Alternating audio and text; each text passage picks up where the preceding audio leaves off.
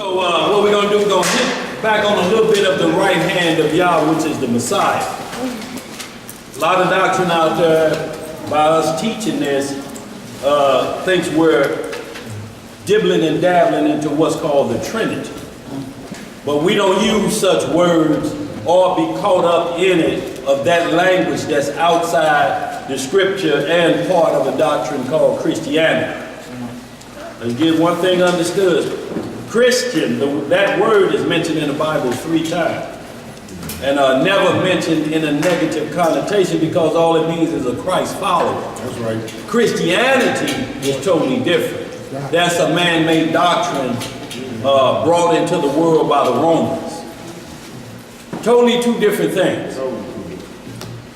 So y'all, we want to make that absolutely clear before we get started. Though, anybody got any other questions or concerns? Anything on your heart, mind, or soul? Anything, y'all? Dan, What you got, sis? I didn't know that the book of Psalms is divided into different, like section 1, 2, 3, 4, 5. But degrees, what does that really mean? I kind of looked it up, but I still not getting out. Is that supposed to make our walk more closer? Is that our thoughts are supposed to be more on the Most High? When you're saying the word degree, like almost the temperature degree. Like the Psalms of degrees. And and their elevation or different levels. Hey, shalom, y'all. Of how the scripture is how you elevate, or how one becomes perfect, you know, so to speak. The degrees of is like it's multiple levels of the Psalms that get you to a higher understanding. Like Psalm 119, the longest chapter in the Bible. But it's the Hebrew alphabet. So when you look at the start of Psalm 119, they start off with Aleph, and all the way to the last character of the Hebrew in the final chapter. But each one of them are 8 verses. And so even though you understand the Hebrew language, you have to understand its context in degrees.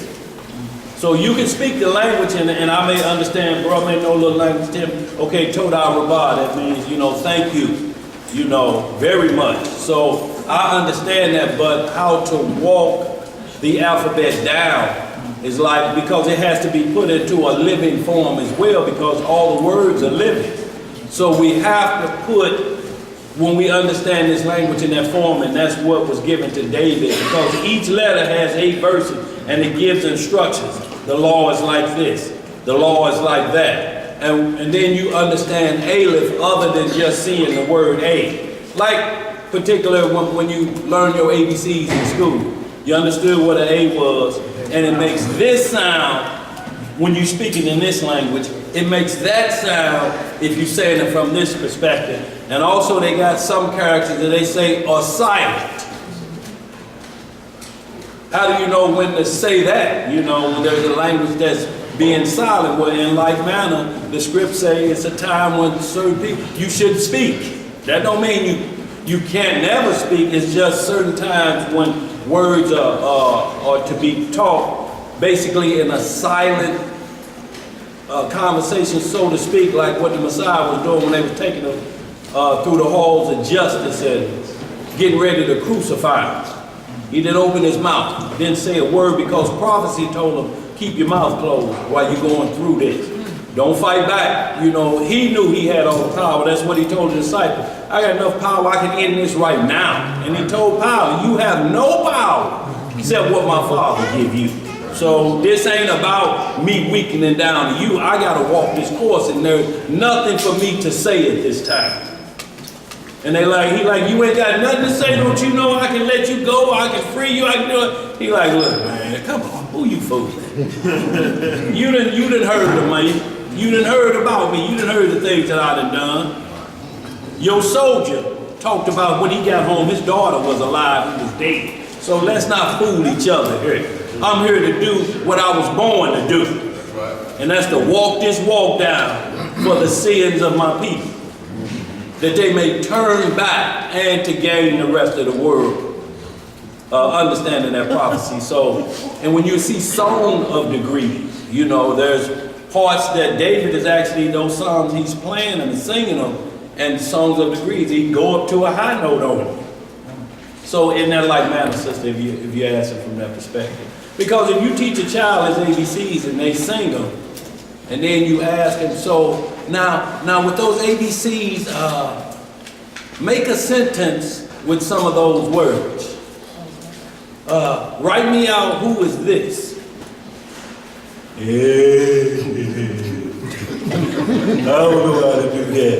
I just know the song. A-B-C, yes. Won't you sing with me? Hey, that's right. But if you say, now point to a D.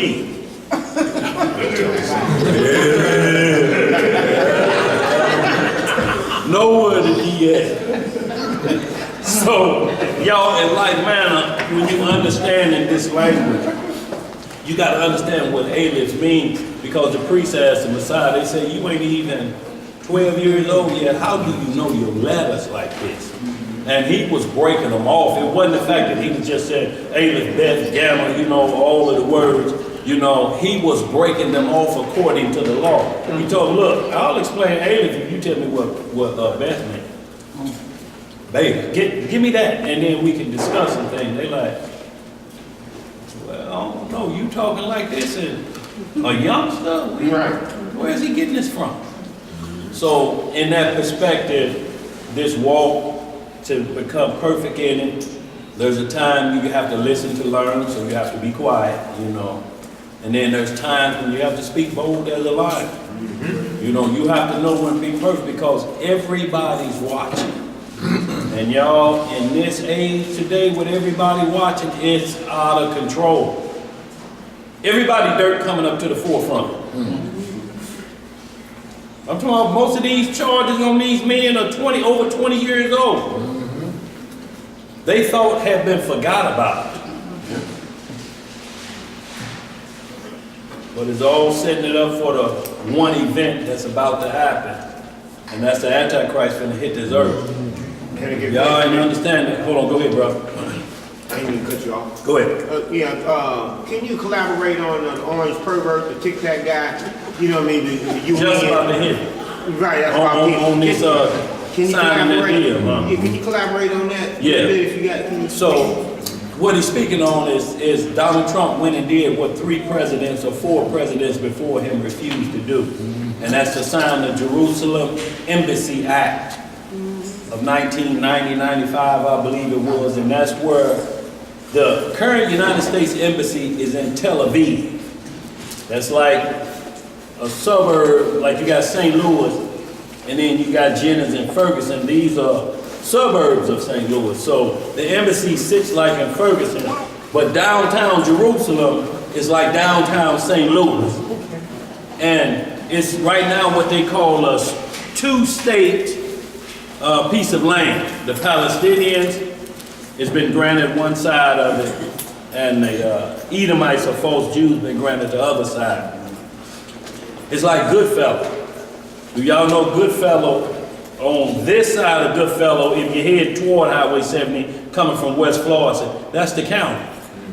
On this side of Goodfellow, it's still the St. Louis city limits, divided by a street called Goodfellow. So in like manner, but what they got is they got both of the most holiest sites of worship sitting in the middle of Goodfellow. So they have to share that space. Well, with the orange pervert signing that document, it moves now the United States Embassy or its location that where if you overseas and you American citizen, so to speak, you have a place of refuge in that land. So because they're allies, so to speak. And America pays them, gives them $5 billion a year. Going all the way back to the 1920s when they bailed America out of bankruptcy. So they ain't even started on the interest yet, knocking a dent in it, so they ain't even touched the loan yet.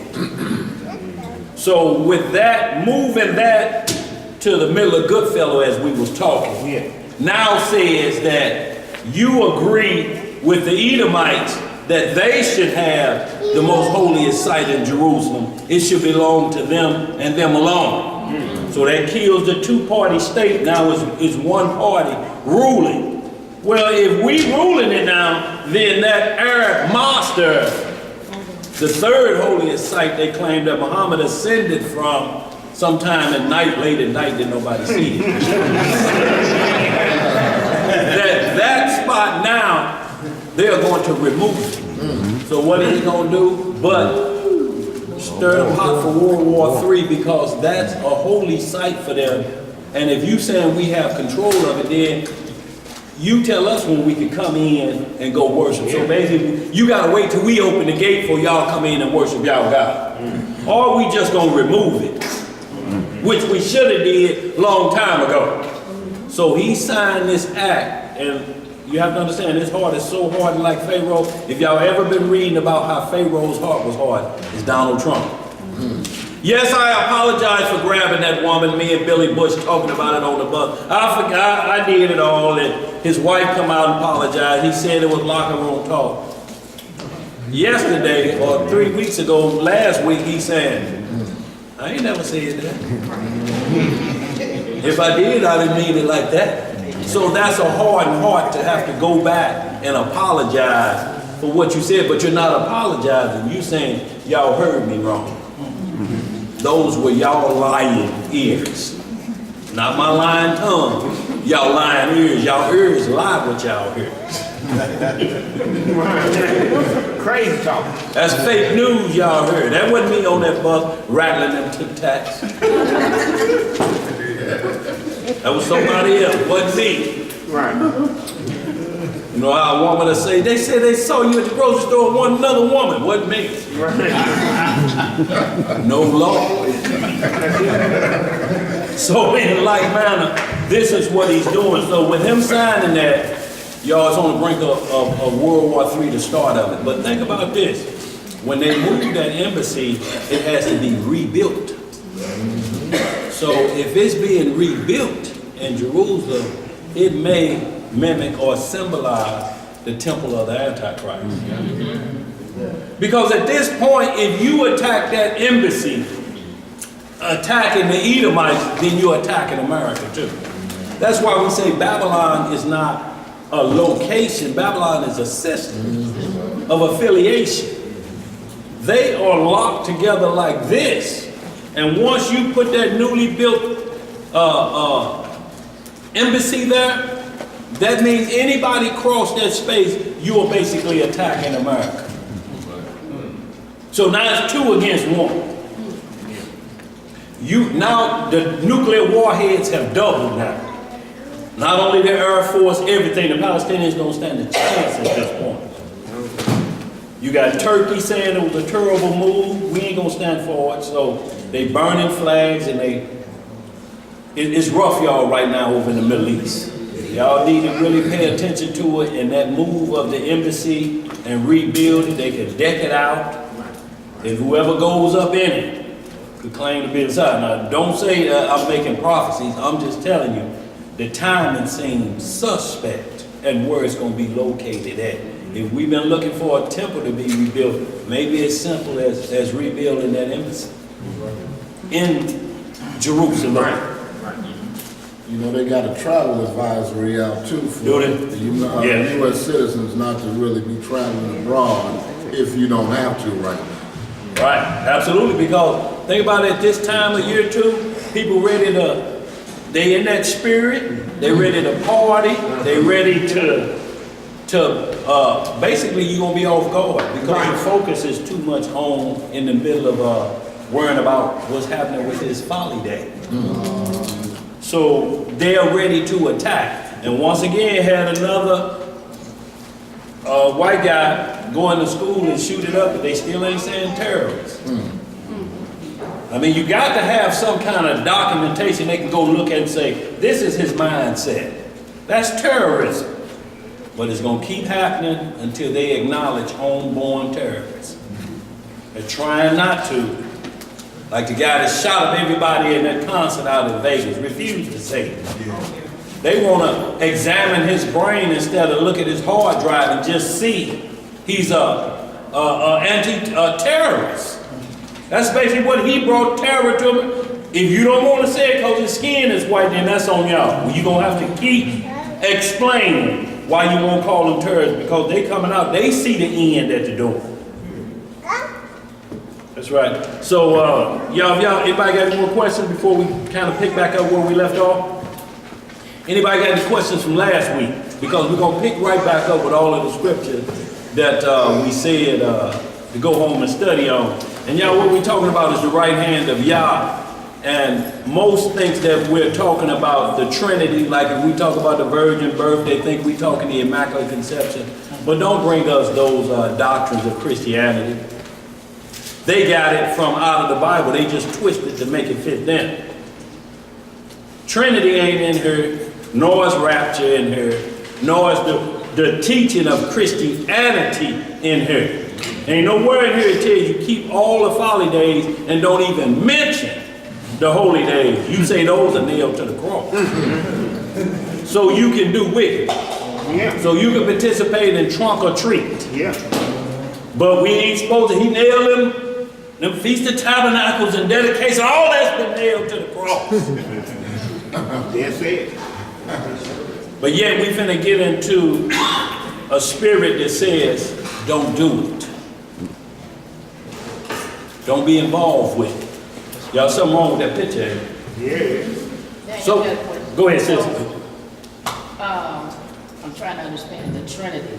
Uh-huh. What if it's Father, Son, and Holy Spirit? That's three, and Trinity is three. What do they do they shouldn't do by using Trinity or whatever?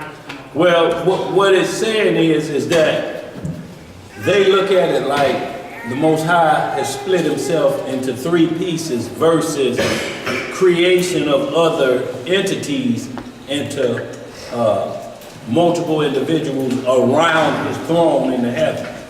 So they like when he was the Holy Spirit, that was him, all Holy Spirit. In essence, because it all come from him, yes, we understand that there's one God. But that one God sits on his throne. And he has somebody, son, brother, sitting at the right hand of him.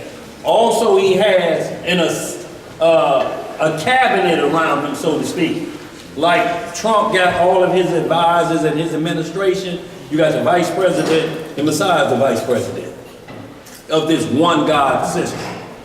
When they say the president of the United States, he's coming representing his whole body. If somebody go represent him, if Pence go overseas, he representing what he was sent to do. He's an ambassador.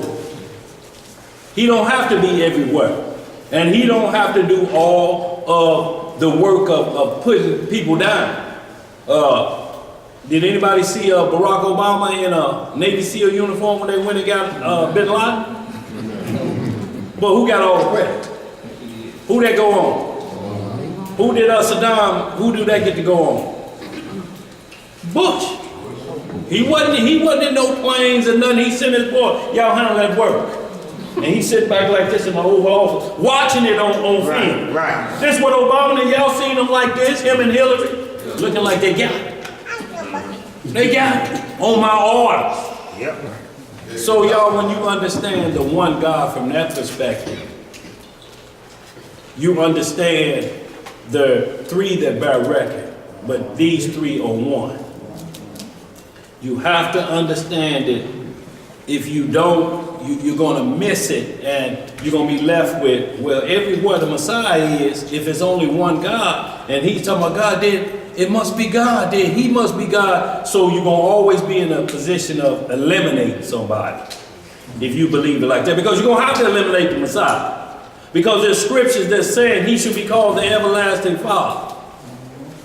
You be like, well, what about the Father? How he going to be called? He can't take the Father's place. He ain't taking his place. That was part of the assembly in the heavens. It's always been there. It ain't changed. We just trying to understand that the Word was with God and the Word was made flesh. Now, if that Word was made flesh, if God was made flesh, then who watching the throne? So look, it was a war in heaven before the earth was created. Now, if you think he come down here, got to be born, he's in the womb for 9 months, then he got to be birthed up, and then he got to raise up, then he got to 33 years before he's even judged and slaughtered. Isaiah 53, so he was put to death and all of that. And then he ascended back where he came from, back to the throne. Who watching the throne? Right. Or is it simply, he tells him, son, you got to do what we talked about. Right. You got to do what we talked about, but don't worry about it. The company belongs to you because it was created for you. For him to rule planet Earth was a plan already in motion before Adam was even thought about. You'll rule Earth. The heaven of the heavens can't hold the Father. So y'all, but the word Trinity is not in there. And you have to be careful when you start discussing the Bible. You have to straighten them out. Hold on, Trinity.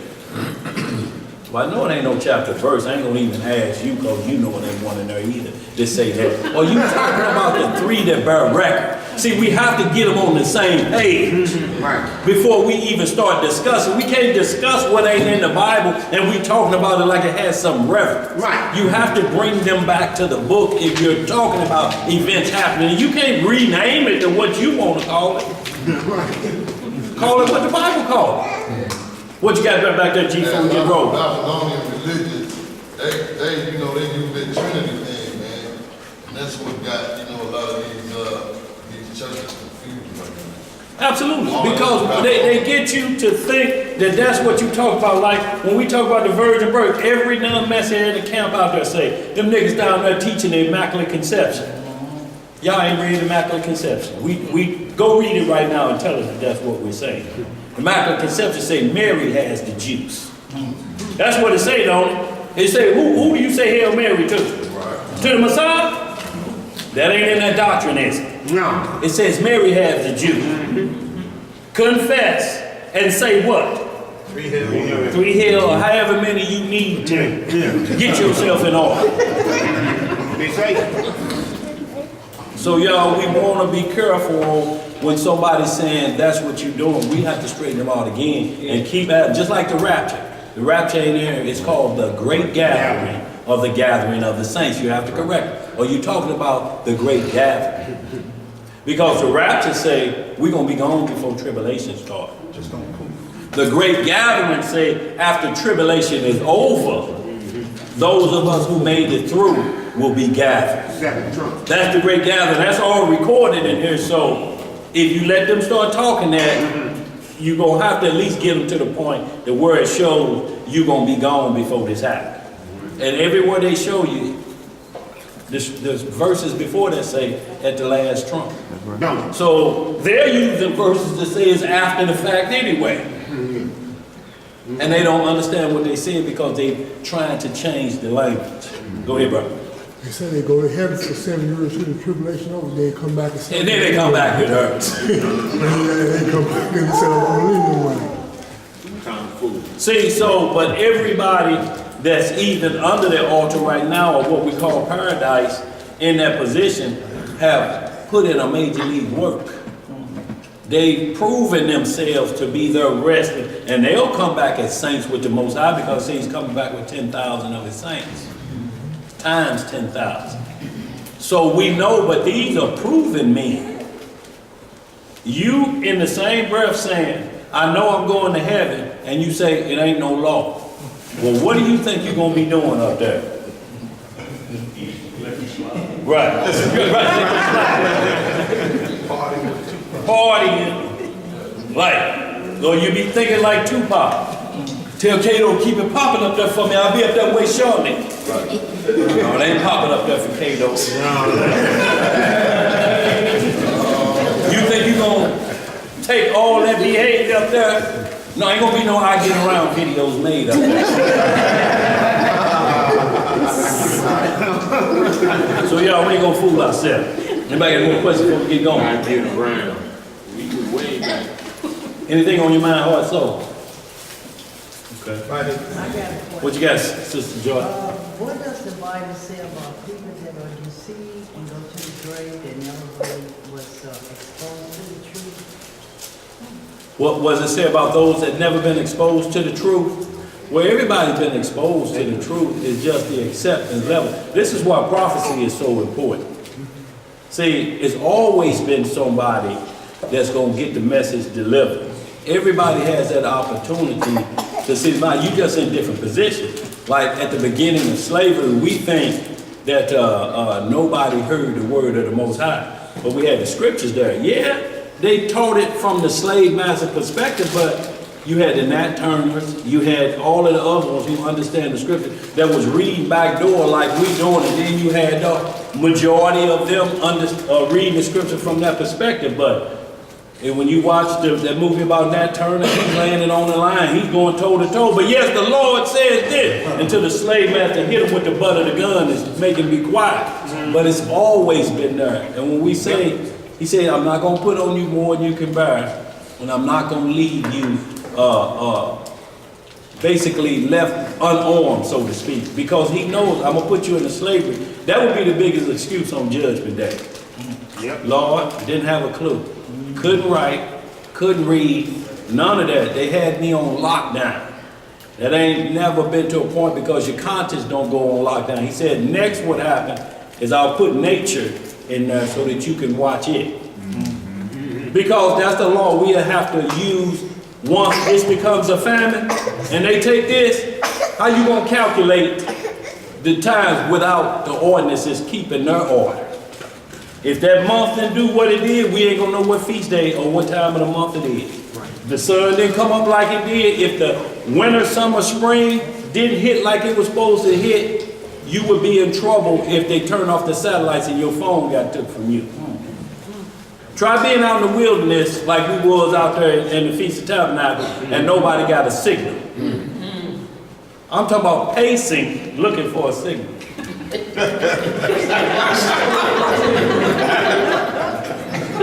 Hello? Hello? Yeah, man, we out here in the woods, man.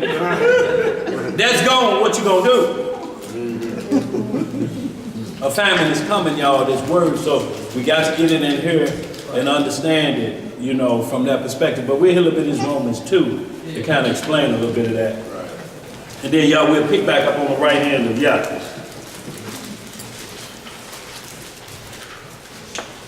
Good question, sister. He gonna roll back them times when he brought it to you, you denied it. Right.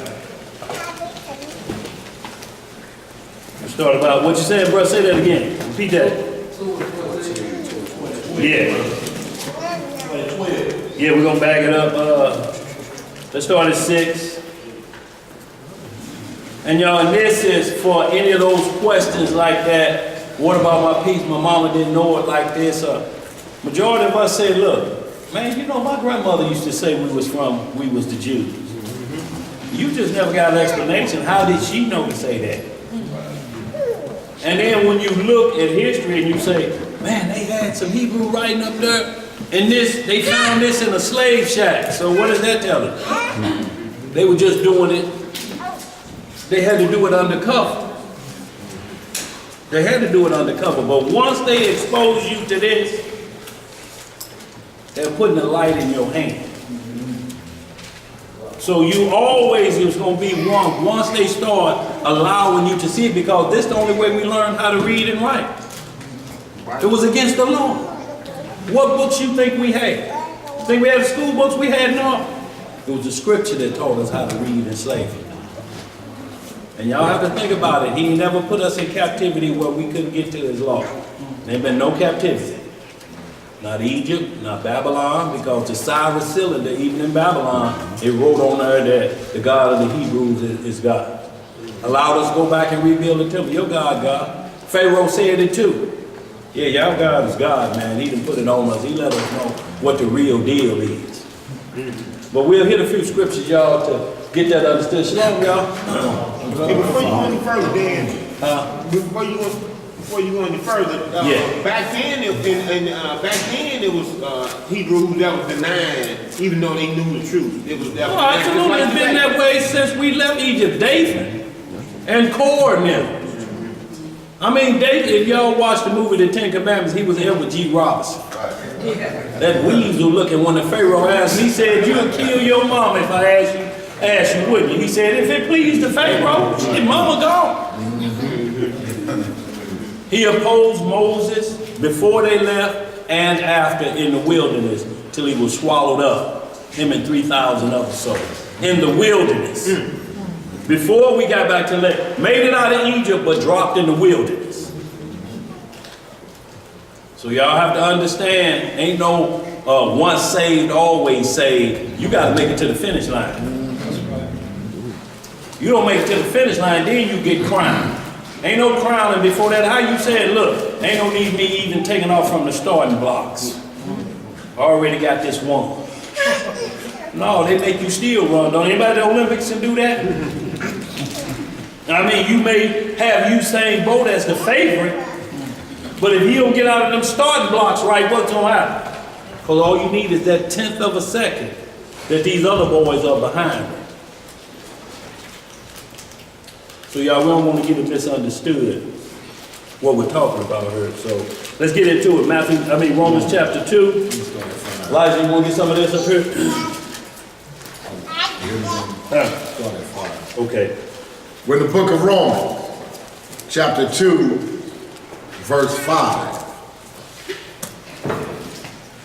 But after thy hardness and impenitent heart treasurest up unto thyself wrath against the day of wrath and revelation of the righteous judgment of Yahweh, who will render to every man according to his deeds. So Paul ain't saying nothing new. This is the same thing in Ecclesiastes 12, ain't it? Some risen to everlasting life, where everything gonna be brought into judgment. Every good deed, every evil deed, every secret thing. So we right back, they're repeating the same language. Go ahead, bro. Verse 7. To them who by patient continuance in well-doing seek for glory and honor and immortality, eternal life. See, and that's coming to them who are patient. Look, if we found out right now it was 115 more years to go before we even get close to the parable of the fig tree, where your heart gonna be the most? Because if you, if you 1 year old, another 113 years old, you probably saying, I ain't gonna make it. I'm not gonna make it. But y'all, ain't nothing changed. Deuteronomy 28, when we came here, is for every generation to see it. You got Deuteronomy 28 going all around you. Don't ain't that what we talking about now? You think they didn't have no difference back then? It's so no matter how much money you got, these curses don't leave. You're still up under. As OJ, as Tiger, as any of them who thought that money could make them escape. Deuteronomy 28. What's the boy play for the Seahawks? Bennett? Vegas, they had him down on the ground, didn't they? He got millions, ain't he? What was he told? The same thing. Move, nigga, and you gonna be dead. And it ain't never no Brinks truck following a hearse, is it? What you got, bro? It's just like the slaves got here at the beginning of the 400. The what? The slaves got here at the beginning of the 400. They just got the beginning of the 400. They got the fierceness of it. And we on the tail end of it. It don't mean we escaped it, because you're still in captivity. You're 14% of a nation, but you're 90% of its penal system. The men. Now the women are packing up the prisons too. So you're on the lighter end. It's flip of when we was in Egypt. We went in on the lighter end for a couple hundred years. And then the Pharaoh rose up that didn't know Joseph. And he put the heat on us on the latter end. But the heat is coming back, y'all, when the Antichrist, if we're allowed to see it, the heat's coming back, because all of the book of Daniel say he's going to make war with the saints and should do what? Burn them out. Burn them out. Yeah. War is coming, so we ain't got away from nothing if you're on the tail end of it. Just like the first slave that was in them and got on a boat, he like, that's the beginning of it. If you on at the beginning, how many years the prophecy says it's going to be? How many of your ancestors at that point living 400 and let's say 31, because it lasted 430 years. Who lived 431 before that, in that generation of getting on to them slave ships? So you knew at that point, I'm gonna die like this. In like manner, we have to have that same mindset, even though we in this form of captivity, so to speak, of what you would consider good time in jail. We don't, tomorrow ain't promised to us. We still gotta face the resurrection just like they do. And this thing may go a while. That's why we don't date set down here. We ain't making up no false prophecy. We tell you one day closer to Holy Jerusalem. That's right. One day closer. Not 2 or 3 days, because if we did know the day, the Lord shall return Thursday, December the 16th, there shall be weeping and that. We'll wait till Wednesday night, 11:59 and 59 seconds, and say, I'm gonna get right. So talking it out. You know, Lord gonna be here, you know, well, wait a minute, I'm trying to watch this Hollywood Housewives. Okay, after that go off, I gotta tell you, because you know he gonna be here. It's the same thing what he said in the days of Noah. He said he was doing what? Giving in marriage, still partying, until Noah did what? Entered into the ark. They were warned for 120 years. I'm talking about, it wasn't like it went away, the warning. The ark was still being built. It was just that they were looking at her. Look at that crazy. I know he was crazy. I told y'all, he building a boat and water is 30 miles away. Who gonna drag this big old, this 450 feet? How big is a football field? 300 feet? 300 feet. So that's 300 feet there. 3 feet a yard. Or 3 foot. 3 feet a yard. So that's 300 yards plus another 150 feet. That was the length of the ark. So a football field and a half. And its width was 75, 75 cubits. So the width of a football field is 50 yards wide, about 100 yards long. So you add another 25 on that. And then it was 3 stories. Who helped them build it? Ham, Shem, and Japheth, and Noah. And you building it where water is miles and miles away. So they would look at it and just laugh. Yeah, that's so crazy, Noah. Yeah, and on that hoochie again. But first, when that first raindrop hit, and it hit like somebody throwed an orange from off the top of a building, wait a minute. This rain hit kind of hard. Then the fountains of the deep opened up. So all of the water spouts from the earth opened up and started pushing water up, like when a sewer can't take rainwater now, it pushes it back in your basement. So that was coming up from the bottom, and it rained continuously, a torrential downpour for 40 days and for 40 nights. Now, if you say, man, ain't no way it could have drowned in 40 days and 40 nights. 2 hours, FEMA in here. And water to the rooftop, ain't it? Yeah. You write SOS on your roof, sitting up there. And that's 2 hours. And it's stopping and starting a little bit and start again. I'm talking about non-stop torrential downpours coming from up under the earth and coming from down. Because the firmament was split when we read in the book of Genesis. Half of the water is up top and half of it here on earth. There's much water up there as it is down here. So you get hit from both directions. And I guarantee you, when they find the ark, on that door, it's going to be claw prints in there. Trying to get in there. Let us in. Yeah. So y'all ain't gonna belabor the point. Let's move on. Where we at?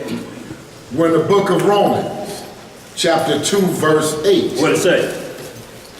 But unto them that are contentious and do not obey the truth, but obey unrighteousness, indignation and wrath, tribulation and anguish upon every soul of man that doeth evil, of the Jew first. Of the who first? Of the Jew first, and also of the Gentile. Yeah. But glory, honor, and peace to every man that worketh good, to the Jew first, and also to the Gentile. For there is no respect of persons with Yah. So how can you have no respect of persons when there's an order of who get punished first and who get rewarded first? See, so that you have to be complete in understanding what he's no respecter of persons. That don't mean because you're an Israelite, he look at you, oh, that's my Israelite. If that's the case, he'd have gave David a pass with what he did. No, it's just letting it be known. When it comes down to law breaking, you, my child, you get it first. Same way you do your children if company over and you let them know, going to the store. You don't have that playing and jumping in my bed, don't you? Like they do over at their mama house. You better tell them. Because I whoops. Now let me come back and see if it's like that. And they come back and them pillows move like, boy, with some savage jumping in the bed. Who get it first? You know who get it first. You get it first. So y'all, with that understanding, that don't mean what he's saying is law breaking I won't have a respect of.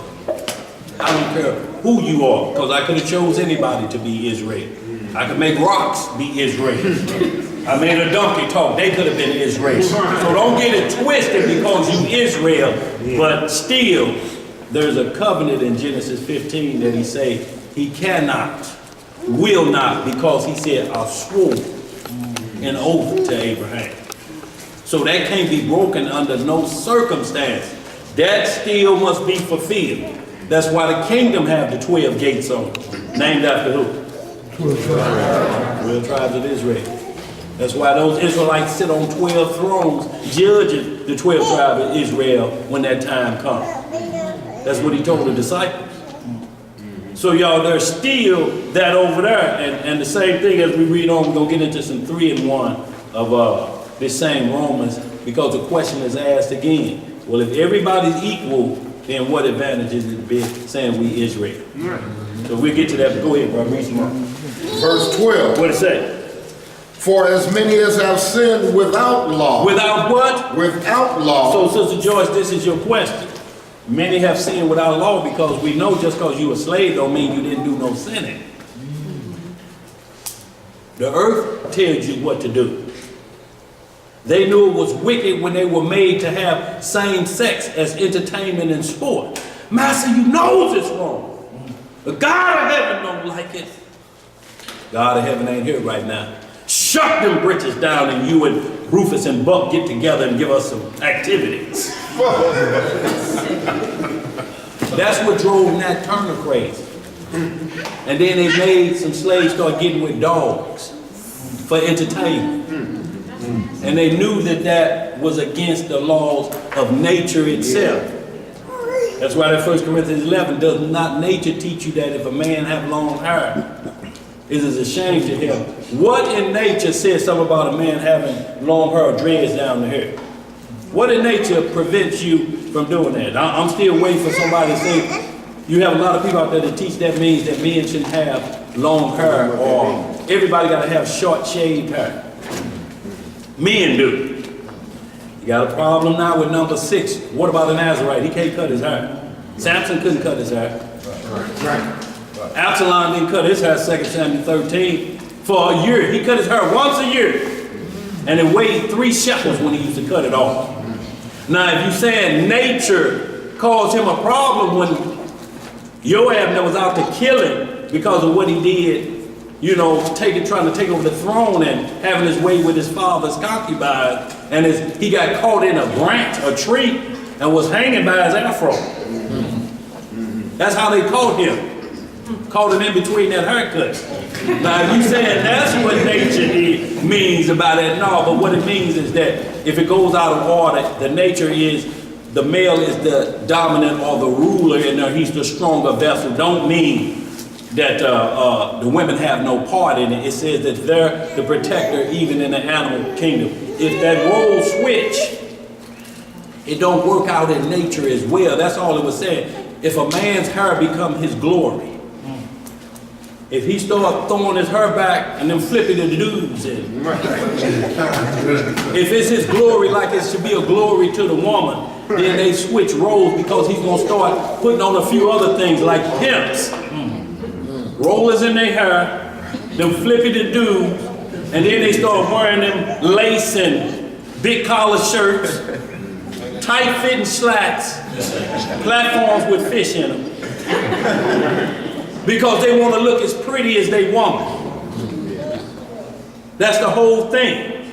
They teach them, they put makeup on them. So the role is switching. So is it nature teach you that if two male dogs sniff around one another, what's going to happen? Two females get to sniffing, same thing, ain't it? So if that role switch to where the weaker vessel becomes the head, that's a shame to a man. It was a shame for Ahab. It's a shame for any man that's in the grocery store and he run that cart over his wife's heels because she told him, stay behind me. Just get the stuff I tell you, get off the shelf, get that sugar. And you bump her heels. Did I tell you, you ugly mother, to stay back with that damn cart? You ain't watching no football when we get home. And don't even think about getting yourself a beer. Matter of fact, get in the car, go sit your ass in the car. If y'all saw that in any store, I don't care what doctrine you believe, you'd be like, boy, it's a shame for a man to have long hair. Because then it goes right into a woman showing her or shaving head because she wants a different covering. So it's on the physical side, but y'all is more spiritual than it is physical. It's just talking about flip and roll. And the only thing you got in nature, if the female takes control, she kills the male. And that's the black widow and the praying mantis. Because every wicked woman they call her what on these series? Down on 5th Street, the black widow strikes again. She's killed her 5th husband. You be like, boy, she dangerous. 5 husbands ain't lasted with her. So y'all, from that perspective, that's the only thing you got. Other than that, you need somewhere in the scripture. You got to answer for a Nazarite, Absalom not cutting his hair, men shaving at certain times. You got to account for growth of hair. You got to account for it. You know, if you don't, that's just you looking at that scripture from one perspective. Yep. Just coming through the door at this angle. Okay. Where we at? Go ahead, bro. Verse 12. For as many as have sinned without law shall also perish without law. Right. And as many as have sinned in the law shall be judged by the law. So as many have sinned without the law, and as many have sinned in, hold on, let me read it again. For as many have sinned without law shall also perish without law. So basically saying there ain't, it's like you have today one thing, the law is done away with. Yeah, you're going to perish without law since you think that, but because you still going to be judged by the law. Don't mean because you decide he nailed that to the cross and I'm free to do whatever I do, you're going to die without the law as well. Because Romans 4:15, where there's no law, there's no transgression. If there's no law, then there ain't no sin. And if there ain't no sin, what we getting up on why y'all getting up every Sunday morning ironing clothes for what? Ain't no law. Why you going to church? You know what they'll say? Because it's just to show that you are believing. Believing in what though? Ain't no law. What you gonna show me? But criminal activity. Ain't no law, ain't no guideline. Just commandments and men. That's all it is. Because you think this thing started at Mount Sinai. Cain was told and called what? A what? A murderer. So is there a different set of law books? Noah was found drunk getting off the ark after he became a husband. Broke the golden rule on the streets, got high on his own supply. He became a husband. Had his own liquor store and tasted it, sipped too much. The law still applied, then where they get you can't be drunk. Still to this day, don't they mock them with all the cartoons? They show them as a what? A drunkard. No other drunkard. I don't care what little pieces of work you get that comes up in there. Same thing Leviticus 18 is the same thing Ham did. Uncovered his father's nakedness. Same thing Leviticus is saying. What law books we got for that? Let's read some more. Verse 13. For not the hearers of the law are just before Yah, but the doers of the law shall be justified. See, and this is one thing too, sis, like when you're saying the hearers of the law are not justified. See, we hear a lot, just like today. Even though you said maybe they didn't know about the word, we got people here every day don't hear the law. If they heard it, they would do it. It's plain and simple. If you hear it, you would do it. So, in essence, if you're not, you're in the same position, you're saying my ancestors was who may have not known the truth. The hearers and the doers hear and do. Not hear and just watch, see what's going to happen. Go ahead, brothers. For when the Gentiles, which have not the law, do by nature the things contained in the law. You see what it's saying?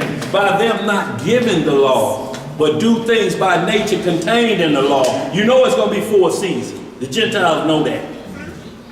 They see how they multiply their animals and crops.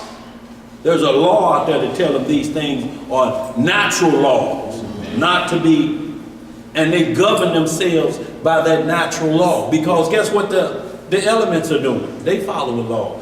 Star, sun, and the moon. Right. They don't break course. That's right. Humans break the course. Right. Go ahead, bro. These, hold on. I think judgment coming because they pervert the works of God, like the earth and the food, they put the GMO stuff. So they tell it, he's jealous, right? So by him being jealous, if you go in and you finagle his creation, you're gonna have a problem with him. He's gonna have a problem with you. Just like Yahshua, he created the planet Earth, right? Right. So if you destroy it, he's gonna have a beef with you, right? Right. I mean, once you say the hands of the world, the wicked been given in the hands of the wicked, then that means they control all of the animals like Adam was given charge of all the animals. Y'all look, you have to understand we can't kill off everything because those things keep the earth in its perfect balance.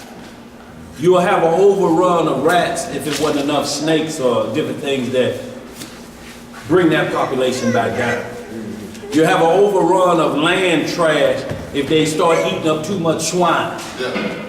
Because they eat up all the garbage on the earth. You build too many red lobsters, tilapia ain't gonna be no good because you ain't got nothing cleaning the filth in the oceans. So by nature you are seeing the course of this, but guess what they make what we ought to love to have? The doo-doo eaters. Come to Red Lobster, they pouring butter over it like, boy, I can't wait to tell it. The other white meat, the whole nine. So what you got here is filth has become the top of the chain now.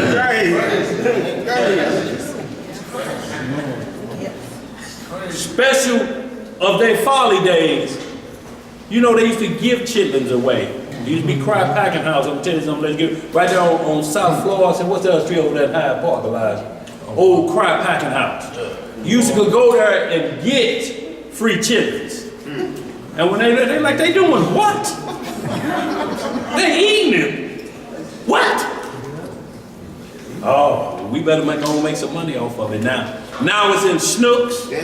All these every store, 10, 20, 30 pounds of chitlins. Now before they start giving them away, they was start selling. They wasn't selling it at first. Right, absolutely. They was giving them away. You can go pull up to the back. Give me some of them whole guts y'all about to throw away. They like, how much do you want? Just fill up a sack full of them. Now Israel will kill each other over. Kill each other over. Yeah. Go ahead, what you got, Mordecai? Look up how Donald Trump's grandfather made his first fortune off of selling horse meat. Dead horse meat. Dead horse meat they was finding on the trail. Look that up. Donald Trump daddy opened up like a bar and grill like an Applebee's back in the day.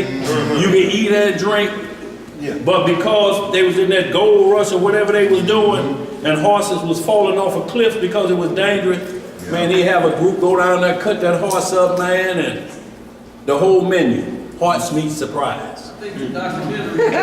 Horse meat pizza. What does it say? Horse meat for breakfast. Nothing but horse meat, horse meat, horse meat. Ain't nothing changed today. I mean, I don't care what they sell today. The biggest burger, and you looking at it, man, that looks pretty good until it, and then they throw a piece of 3 or 4 pieces of bacon on the top of it. You be like, oh, yeah. They got bacon shakes now.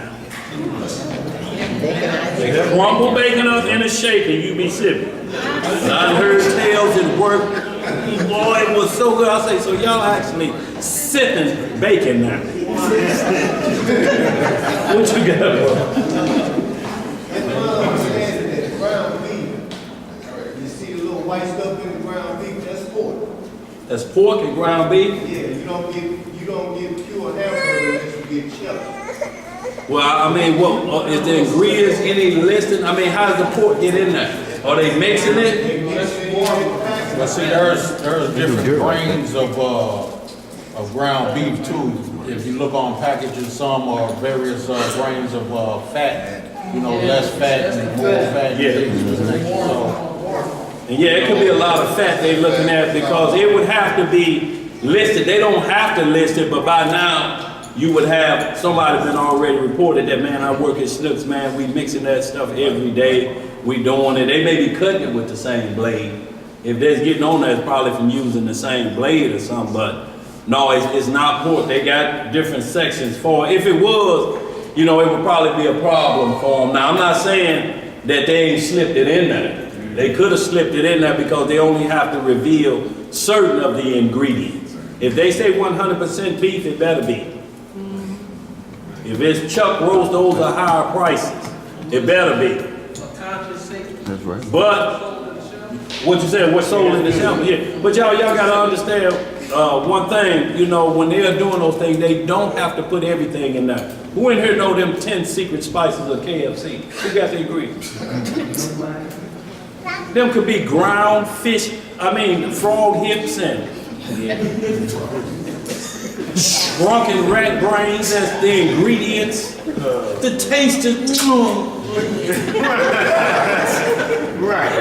and you thinking that, oh, that's them spices. Who know them spices?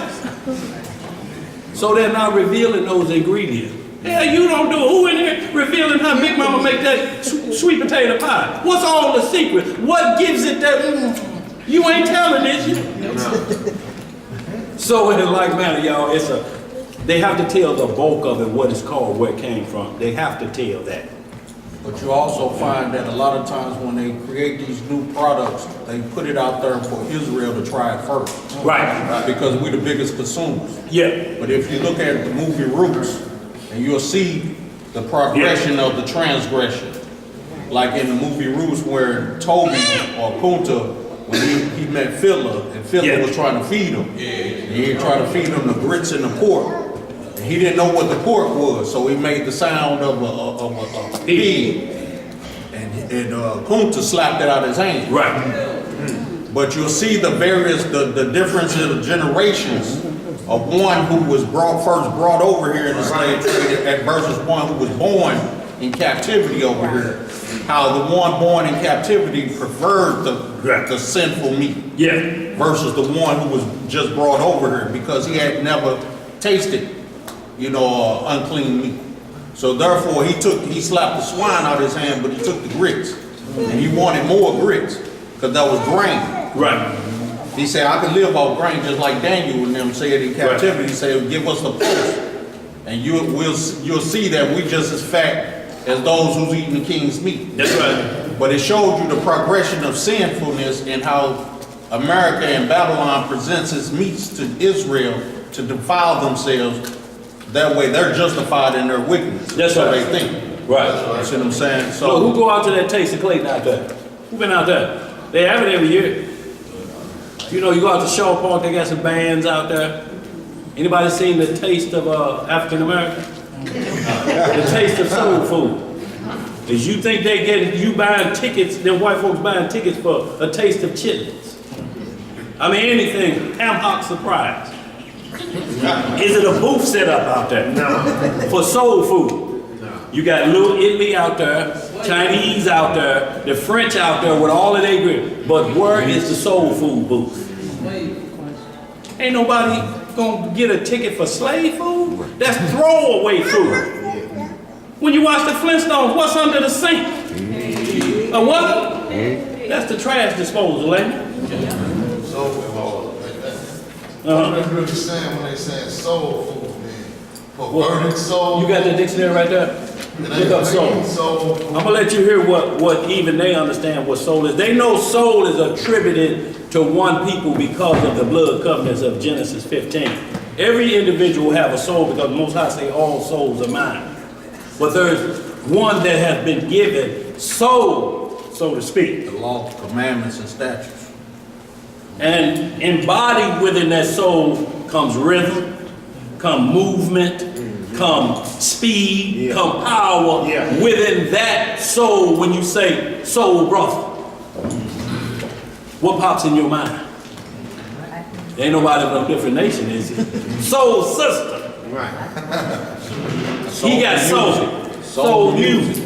Now there's blue-eyed soul, but it's still attributed to, if you didn't see him and just heard him on the radio, you be like, man, what's that brother hitting at, man? That's a white dude, man. That's John B. But you see, they still distinguish it as blue-eyed soul, away from that which is less of melanin. Right. You know, that's recessive of melanin. That's right. So they make a clear distinction that it's a white boy, it's a Gentile versus an Israelite. Sounds just as smooth, but we call him blue-eyed soul.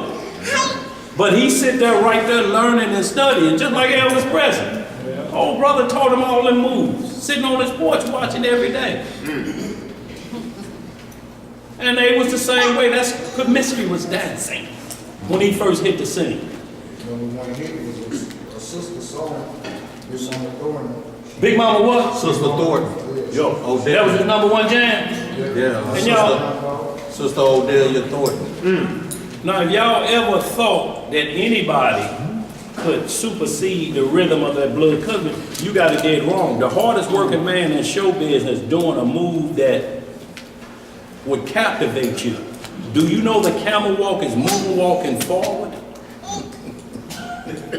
Until y'all Google James Brown doing the camel walk, y'all won't understand what I'm saying. It's moonwalking forward. Like you see Mike go backwards, he's going forward like that. Actually, if you look before him, there's a brother from back in the 30s and 40s called Snake Hips. Snake Hips? He actually was a dancer, and he performed alongside of Duke Ellington a lot of times. I can't remember his last name, but they called him Snake Hips. Snake Hips. What we do? Boy, he was the old James Brown. If you look at him, you will see where James Brown, I mean, sliding across the floor, moonwalking, camel walking, the whole nine. Back in the 30s and 40s. Snake Hips. You got some name, Oh, you like, boy, ain't no bone in them vertebrae in down in them areas. Let's get it, y'all. Let's catch up. Oh, hold on. Yeah, give me some. I'm sorry about that, bro. Okay. So, You probably want to go, brother. okay, yeah. The animated and vital principle in man, credited with the faculties of thought, action, emotion, conceived as forming in an immaterial entity, distinguished but temporarily coexisting with his body. The spiritual nature of man considered in relationship to Yah, regarded as immortal, separable from the body at death, and susceptible to happiness or misery in the future state. Soul brother, a fellow Negro of the male sex. Soulful, full of expression, a deep feeling found emotion.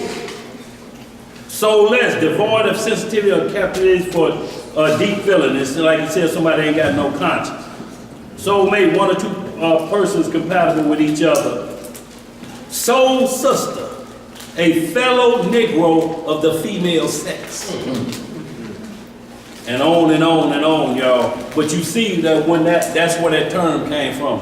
Soul brother number one. That was James Brown too. So y'all, they understand it because it's the essence of the Most High. It's just been elevated to that Romans we just read, to the Jew first, then the Gentile. So we understand, same compound build up, but one has blood covenant that's gonna run through all prophecy and ain't gonna end till Shiloh come, like Genesis 49 said, till the Messiah come and take back control of the reign. But we'll do greater things than these, y'all. That's what he said. He said, you think y'all doing something walking on water? These are lightweight things. How about we walk just through a door? If somebody just came through that wall right there, not that door, we'd be looking like, wait a minute, where you come from? Just materialized through a door. You see him sitting here, y'all both leave at the same time and he in Kansas City. Wait a minute. How you get there? Right. No, greater things than these, y'all. Let's catch up, y'all. Where we at? Verse what? Verse 14. For when the Gentiles, which have not the law, do by nature the things contained in the law, these, having not the law, are a law unto themselves. See, so it ain't never to the point nature is here. The Most High knew what was going to happen when he put us in captivity. Shalom, y'all. He didn't put us into captivity for us to be caught short or have a way to get out. Or say at Judgment Day, no, Lord, we didn't have the Bible. We didn't have the Bible. That would be one of the other big ones on Judgment Day, wouldn't it? Yeah. Slave master took the Bible. Well, you watching nature. You see how birth takes place. You understand and you know, you see animals, boy, like I say, two boy dogs, when they sniff each other, boy, the scrap is on, ain't it? I'm gonna have a stick to break them apart. So that tells you, well, I better not do that either. Because the scrap should be on. Go ahead, where we at? Verse 15. Which show the work of the law written in their hearts, their conscience also bearing witness, and their thoughts the mean while accusing or else excusing one another. See, so you'll see the law written in your heart because you're looking at these things obey God. They don't break ranks.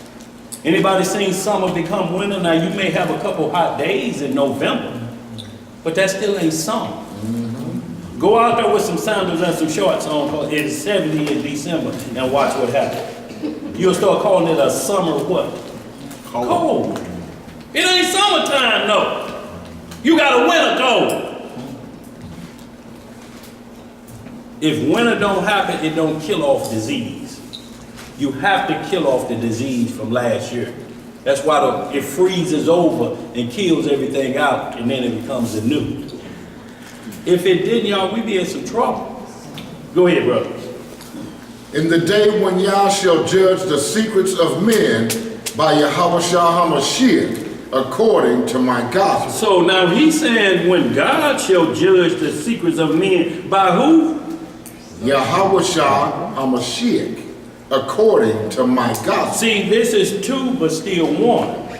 Because he's saying God is judging, but he's allowing Christ to do it by his walk. He did the perfect walk. He did the perfect walk. So he's going to allow him that. He fulfilled the will of the Most High where Adam failed. He fulfilled that.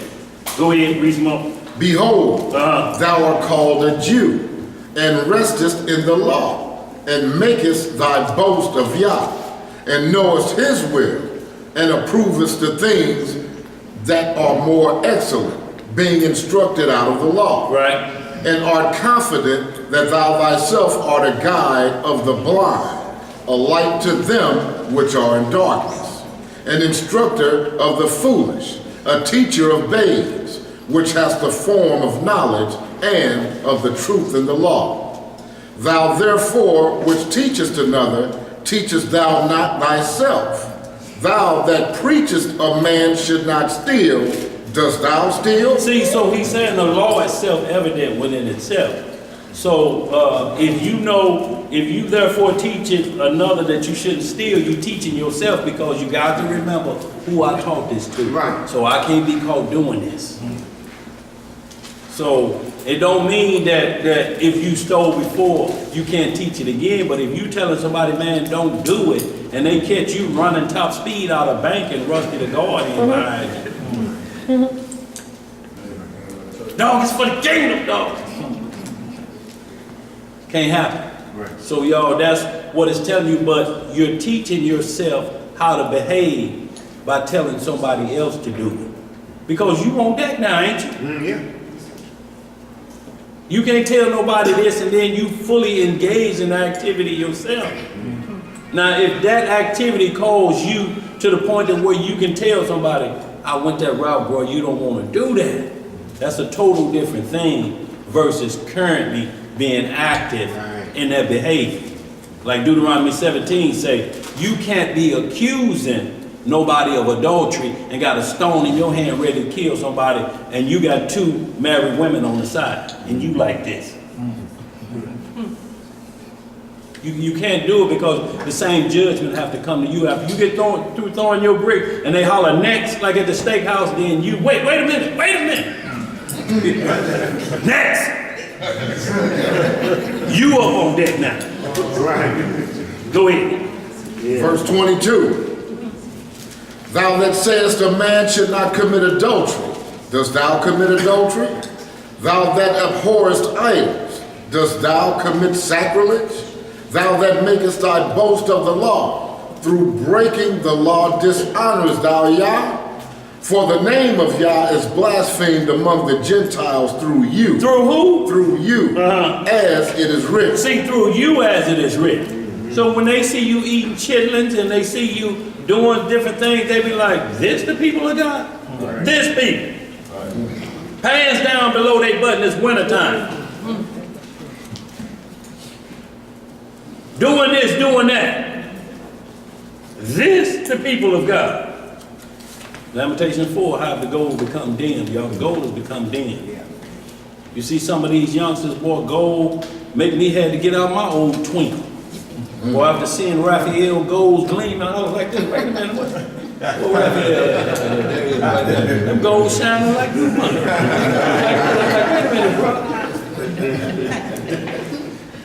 So the gold has become dim, y'all. We fading out, y'all. We got to get that buffing rag back on so the world can see us in a different light. Right. Go ahead, bro. Verse 25. For circumcision verily profiteth, if thou keep the law. But if thou be a breaker of the law, thy circumcision is made uncircumcision.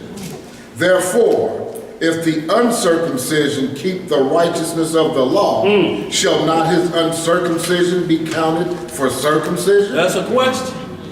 You know, do you have to have it on your flesh to keep the law? No. Or can you say, well, I ain't never been circumcised, so I'm free of the law? Dog, you can check if you want to, but I'm telling you, I ain't circumcised. You be like, oh man, I take your word for it. Wait, bro. Verse 27. And shall not uncircumcision, which is by nature. Which is by what? Which is by nature. See, because you're born uncircumcised. Nobody's born circumcised. What you got to say? Is this only for the men, or is this? It's for the heart of women. It's for the heart of women, but this physically talking about men because the Father's the head of Christ, Christ the head of man, man head of woman. So it's just showing order and ranking. So he speaks from a man perspective, you know. But that same covenant, though, that circumcision has to be the covenant with a woman to make the marriage legal. You know what I'm saying? So you have to have that covenant on a man, so to speak, to tie that knot as well. But Abraham was how old? 199 before he circumcised himself. Nobody circumcised. Abraham put the blade to himself, and then everybody followed it after that. So what if a woman don't have a man? I mean, if there's your no heart man, still has to be circumcised. Your flesh of your heart. That's me. Look, over in certain parts of Africa, they circumcise women. Okay. There's a circumcised process for women over there. Them Sudanese and different things, they circumcise the women. Don't ask me how they do it, but you can Google it and I'm sure they'll show you some photos. Graphic photos. That they circumcise the women. So it can be done in the flesh of a woman, but that's not part of the covenant. It's only supposed to be done on a man. For a woman, her heart must be circumcised. Meaning it must be set apart. I'm cutting out everything out of this. I'm cutting off the unneeded part. That part of me that's causing me problem. You had something else to do it? I was just saying law breaking. Law breaking. So it's just speaking from the head of the body, so to speak, from the man perspective. That's all. When Paul was talking about that. Go ahead, It's just like when you say all mankind. Right. Absolutely. Women is included in that. When we say the brotherhood of the Messiah, we know Martha, Mary, Romans 16. When you read Romans 16, you see what Paul was saying about the sisters of the church. They're part of the brotherhood of the Messiah. See, the men can't be part of the sisterhood of the Messiah because then should a man have long hair?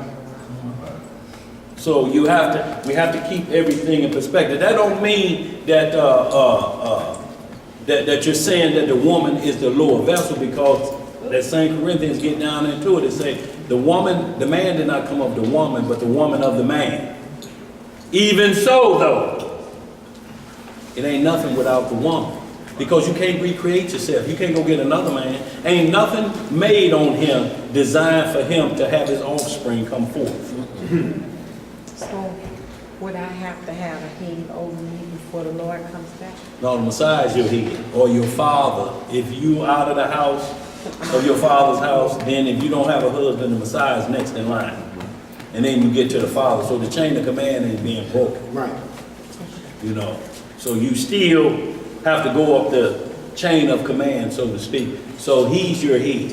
So you really got to be on a respect level, you know, when you go on that route, because now you're saying, that's my head, that's my husband, that's my covering. Right. That's the supernatural power that's over me. That's why women have to be careful about the angels. Like in the book of Jude, and when they keep saying, because of the angels, meaning that if you keep desiring a husband, you're going to get a husband in your dreams.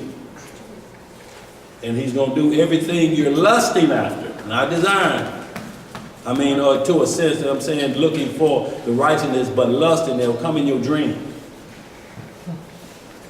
Angels will. Demonic spirits. And have their way. They're called incubus. A demonic spirit, succubus for a man. Incubus for a woman. If you look it up now, they tell you spirits that come to women or men in their sleep and have intercourse with them.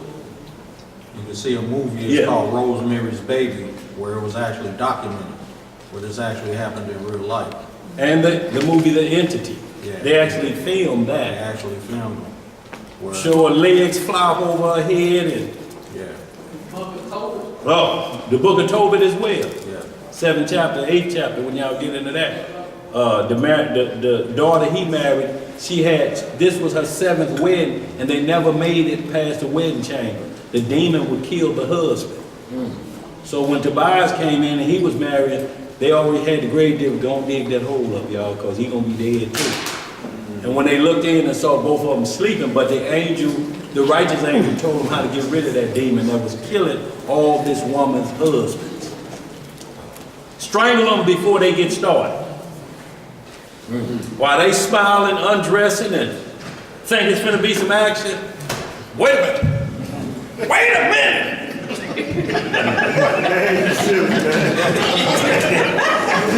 It was over. Number 5. Number 6. Y'all get into that book of Tobit if y'all don't think it's real. Tobit in the Apocrypha. Yeah. Where we at, brother? In verse 27. And shall not uncircumcision, which is by nature, if it fulfill the law. If it do what? If it fulfill the law, judge thee, who by the letter and circumcision does transgress the law. So it's saying if by nature you're born uncircumcised, if you keep the law, that ain't counting. Abraham kept the law and circumcised himself at 90. So y'all have to think 90 years went by and he's keeping the law. Do any of that count since he wasn't circumcised? Yes. Absolutely it count. Absolutely it count. So it's giving you example. It's saying versus somebody that got circumcised 8 days after they was born and been breaking every law since then. Just trying to rock his circumcision. Boasting on it. But breaking every law, and here you got somebody that's uncircumcised. So we in the spirit, this tells us that we can't, this is another form of not having respect to person. If you got somebody outside the law, not the keepers of the law, and they keeping the law better than you, does that count? Or do you say, y'all wasting y'all time? Every other nation except Israel, you trying to serve the law, you wasting your time. What is written there? Do it count for them? Yeah, it count for them. Let's read some more. Verse 28. What it say? For he is not a Jew, which is one outward. Right. Neither is that circumcision, which is outward in the flesh. See, so just because you've been circumcised don't make you an Israelite in the heart. It don't make you that an Israelite truly. Why Jacob was blessed and his name was changed to Israel is because they had it right here. They believed it. Then they got marked. You have to believe it first. You just can't get marked and don't believe. That's just like getting branded in them Greek fraternities and different things. Go ahead, brother. But he is a Jew, which is one inwardly, and circumcision is that of the heart. Is that of the what? Is that of the heart. In the spirit. In the what? In the spirit. And not in the letter. Right. Whose praise is not of men, but of Yah. See, the letter gonna make you praise me. And what I mean by that, because it was only given us, the letter of the law, so to speak, to re-educate us. After coming out of 400 years of bondage. It was worse in Egypt than it is now, y'all. Way worse. I'm talking about like that baby right there. If a man went out to the field, didn't get his quota, I hear he got 2 short-leggers, go get them. They will put them in the place of the bricks that he needed to supposed to have been, as he building them Pithom and Ramses, they would have to be taking the place of that. Built into the wall. Built into the wall. Like it was that serious? It was that serious. Look, 0 cents an hour too. Better have your quota. Come in here short. Better not come in here short. We talking tough. What you would have did back then. Okay. No, he said he brought on the worst of the heathen. The mentality of we don't care who you are. We don't care who you belong to. You've been giving us to do anything we want to do with you. And not the truth. Go ahead, brother. That's it. But hit that verse 3 and 1, y'all. We're going to move on. This is just then because everybody's saying they'll run to this. The so-called Christianity believers or those who don't really understand the promise given to Abraham. They'll stop right there and say he's a Jew inwardly. So they're saying, y'all being Israelites don't mean nothing. It don't mean nothing. So Paul then asked the question, well, if it's like that then, and the law is equal to everybody, then what advantage is us calling ourselves Israelites then? Why was the decision made with Jacob? What we going through the 12 tribes? What's all this? What's the Revelation 7 from 144,000 out of each tribe, 12,000 out of each tribe? Make up the 144,000. What about that? What does that mean? Hit this 3 and 1 of this one. Go ahead. 1 through 4. Yeah. 1 through 4. Yeah. Romans 3, verse 1. What does it say? What advantage then have the Jew? That's the question. If it don't matter, if something don't matter, what advantage then have the Jew? What is the advantage of us keeping the law, statutes, and judgment? What's the advantage then? Go ahead, brother. Or what profit is there of circumcision? Much every way. See, now they asking the question, what profit of us even get circumcised then? If the uncircumcised getting away with it, why we have to get circumcised? What is the profit of circumcised? What does it say, bro? Much every way.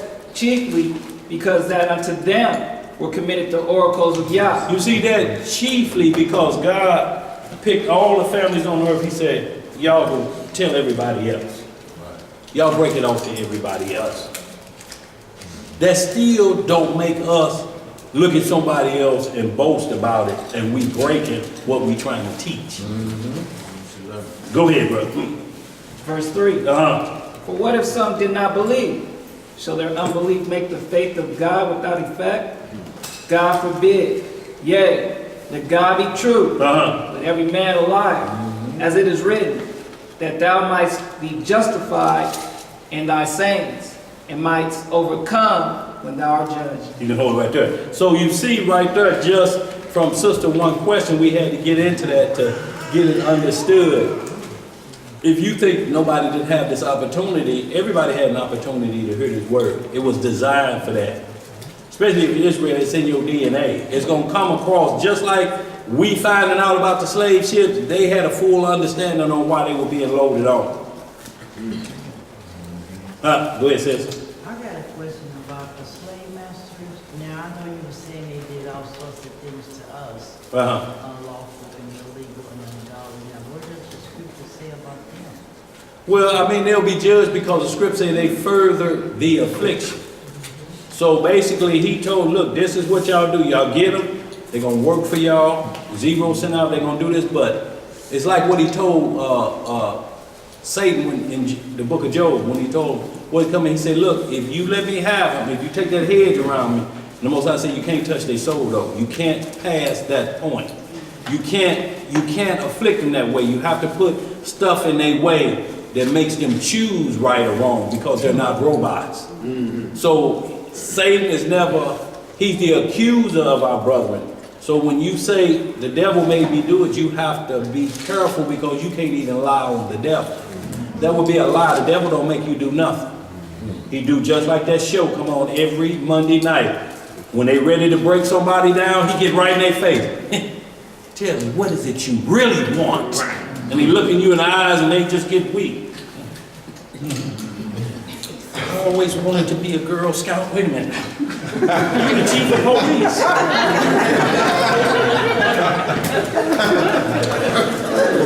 See, what he do to you is pull out of you what liquor do the same thing. Don't a drunk body speak a sober mind? Yeah.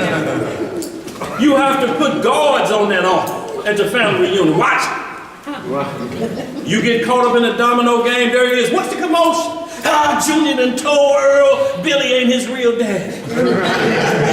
Damn, who was watching it? Who was watching it?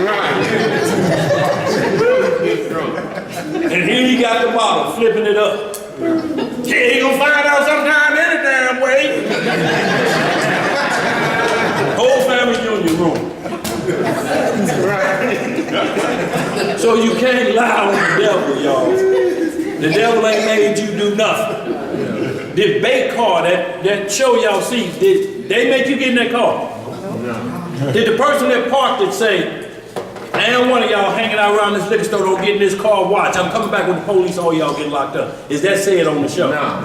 The car's running, they walk around it 3 times, they look in it, look around. And then he jump in and take off. Pick up his partner, they in. Then as soon as they see the light, what comes out of their mouth next? The lie. Man, we don't say it's your auntie car, and you know you just got it. I ain't got no driver's license. You got I ain't got no driver's license either. Okay, we'll just say this. And they listening to all of that. They didn't make them get it. Is it wrong for them to put that there? Just like put drugs in our neighborhood? Yeah, it's wrong. Is it wrong for abortion clinics to be on every corner in the neighborhood? Yeah, it's wrong. But guess what? If you marry and you have a baby, you don't go to the abortion clinic unless the doctor tell your wife that the baby is gonna kill the mama or the baby. One of them gonna die. Right. But that's for bad behavior. What you think the morning after pill for? It's the morning after. When conception hit, it's instant.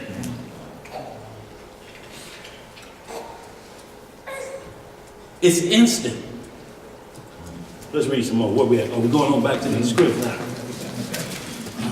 All right, y'all. So we left off the right hand of Yah, because some is thinking we preaching the Trinity when we talking about the power of the Most High and what's around the throne. They'll try to show scriptures like they're saying how they get around the Genesis 1:26, let us make man. They say that was God talking to himself. He counsels himself on occasion. My daddy said that. So look, that's their way out of it. He counsels himself. What do we call that around here if somebody's talking to themselves? It's a hospital on Dearborn Union for that type of behavior. Let's read that Genesis 1:26, y'all, and then we're going to move into the scriptures I had y'all to look up, because I just want y'all to see how the madness it is and where they come back and say, this proves he was talking to himself. Just hit that Genesis 1:26 and then hit Genesis 1:27. And they're saying because God ended up saying, and God made a man. That lets us know that the us was really just him talking to himself. We're just going to hit these two, y'all. We're going to move through this John 5th and 6th chapter, y'all, because it's very important of the power transferred to the Messiah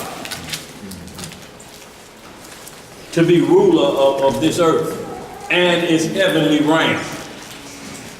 But he don't sit on the throne of his father. The throne of his father is an administration. Got elders up there. They got beasts that sit around the throne and praise him. And standing at the right hand of the Father like this is the Messiah, waiting on orders. Son, it's almost ready, don't worry. I ain't worried, Father. I ain't worried at all. And them saints ready to roar too. Let's get it, where we at? 1:26 of Genesis. And Yah said, let us make man in our image, after our likeness. Let them have dominion over the fish of the sea, and over the fowl of the air, and over the cattle, and over all the earth, and over every creeping thing that creepeth upon the earth. So the Most High created man in his own image. In the image of Yah created he him. Male and female created he them. So the slickness of this is saying, verse 27 is saying, so God created man. So your us thing is going out the window. But God does create man because you have to give him the glory anyway. Right. Whatever we do, don't we say all praises to the Most High? Even though you did it, right? Man, this glory go to the Most High. He did this.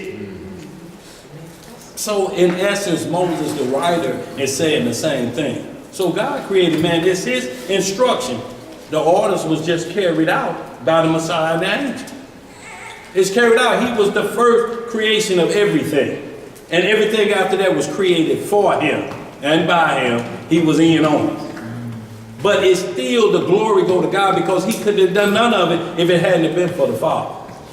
Just like no matter what you accomplish, it don't matter if you didn't have breath in your body. You think you could have walked across the graduation stage with no breath? You can if they roll you up there in a coffin and throw your certificate in the casket and roll you onto the back of the hearse. That's the only way. So y'all, that's one of them that they used to say, see, it was two, but then it came back down to the one, so that us, he was talking to himself. After our image, after our likeness. Well, the Messiah's in the Most High's image. Because he said, when you see me, you see the Father. So it's the same image Adam had. I mean, that's almost kindergarten level when you try to weasel out of this, right, because you don't want it to be two in heaven. It's still one God sitting on a throne and control everything, but that don't mean they ain't standing around the throne like this waiting on orders. Right. You think he get off his throne for what? He's the Most High. And do what? Come down here and be beat up by his creation? I'm gonna get y'all back. He's wait and see. Wait the judgment, then I'm gonna get all y'all back. Not the Father. The Son, yeah. Where we at? That's good on that. Let's hit this Psalm 110, y'all. We're just gonna hit this and then we're gonna get right to this John 5th chapter, y'all, because this is the other one that they say that David was talking about Solomon. They don't have excuse for this double up here too either. Lord said to the Lord. John 8, yes, sir. Oh, yeah, yes, sir. Mark that down right after John 6, yes, sir, John 8:58. See, even though that angel in the bush, they doing the work of the Lord, they have to tell you. He tell us, if any angel come to you, I don't care, any human being, even if an angel come to you and preach not this gospel, he ain't from God. So would that angel technically be representing God if he telling the truth? Wouldn't he be telling the words of God? The truth. So he's not God in the sense, but he's from the Godhead. Just like Moses come off the mount glowing like angels do. Same exact situation. And they couldn't stand and look at him. They were like this. They're like, put a veil over your face. We can't look at you. It's like looking into God's face.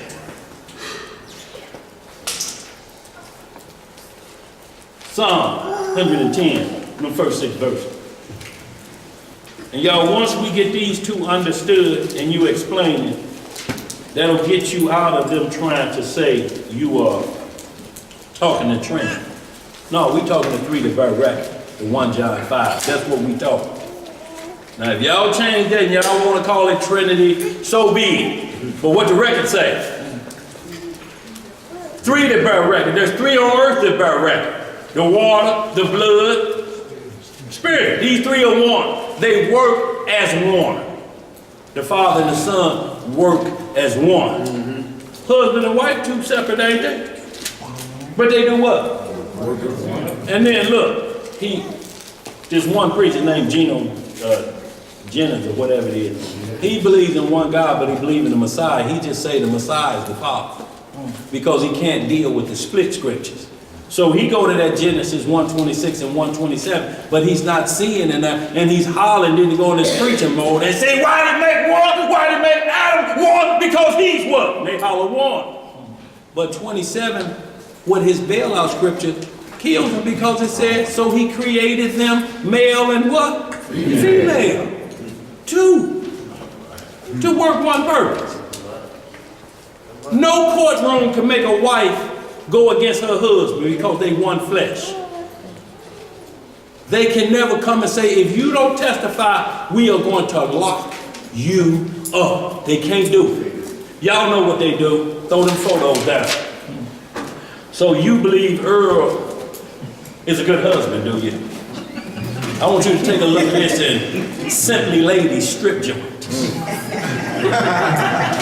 That's your Earl right there. And when he got a 2-fist grip on her breast area and smiling like the Joker, no good mother. The dope back there in the boys' room up under that racing car bed.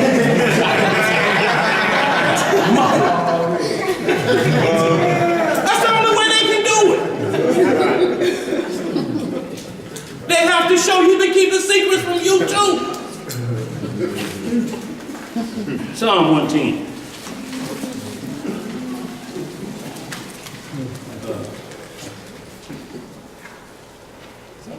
Yeah. Oh, Psalm 110. The Lord said unto my Lord, sit thou at my right hand until I make thy enemies thy footstool. This was a major problem for him. Everybody that teaches that this ain't talking about the Messiah, stop at this verse and go into a personal explanation. See, technically, the lowercase Lord was in an essence of David is talking to within himself. David get a room down on Delmar in Union if he's talking like this. To the crazy house. The Lord said to my Lord, sit thou on my right hand. Let's read some more. The Lord shall send the rod of thy strength out of Zion. Rule thou in the midst of thy enemies. Thy people shall be willing in the day of thy power. And the beauties of holiness from the womb of the morning. Thou hast the dew of thy youth. The Lord hath sworn, and will not repent. Thou art a priest forever after the order of Melchizedek. The Lord is thy right hand. The Lord at thy right hand shall strike through kings in the day of his wrath. He shall judge among the heathen. He shall fill the places with the dead bodies. He shall wound the heads over many countries. He shall drink of the brook in the way. Therefore shall he lift up thy head. So this same guy said that Lord that David was talking to was King Solomon. That same 1,000 woman Solomon. That same Molech worshiping Solomon. And when was Solomon made a priest after the order of Melchizedek? Is that written anywhere? No, sir. I mean, the kingdom was forever. So, Solomon, that's who it is. You don't want to say the Lord because you fear the two that's up there at the throne. You can't fix your mouth to say that was the Son of Man, standing at the right hand of the Father.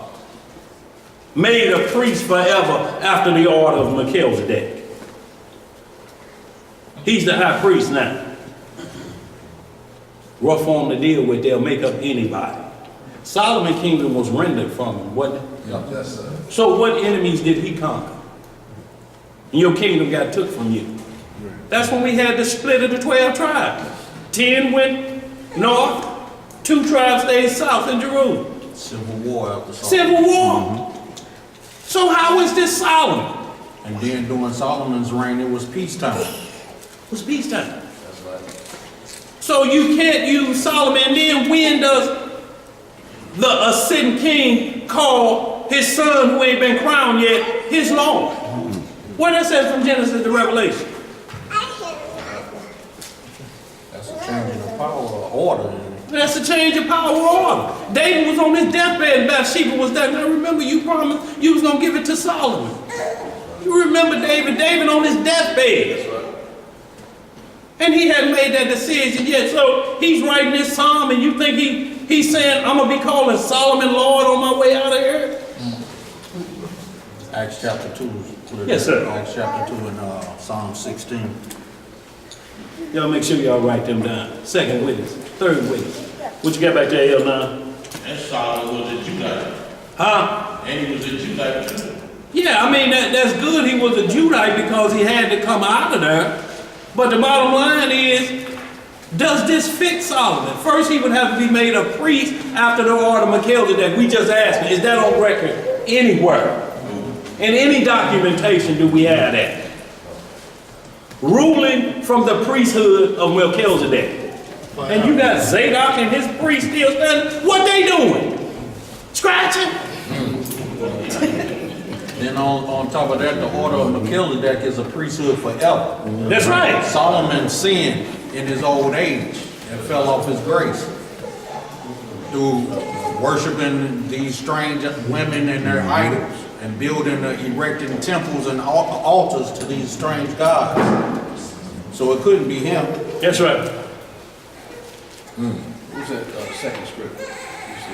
Acts chapter 2 and Psalm 16 will break down how David was saying that the Most High will leave his Holy One to see corruption, his soul in hell to see corruption. And then in Acts chapter 2, you'll see where they break down that David's sepulcher is amongst us today. So he's still buried. To this very day, his bones are still in the ground. That's right. However, the Most High, the Messiah, ascended to heaven. And he's the only one to ascend into heaven. That's right, because that's where he and come down. John chapter 5, that's on you, Elijah.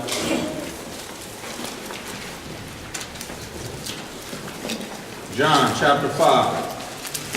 What verse you want to start from?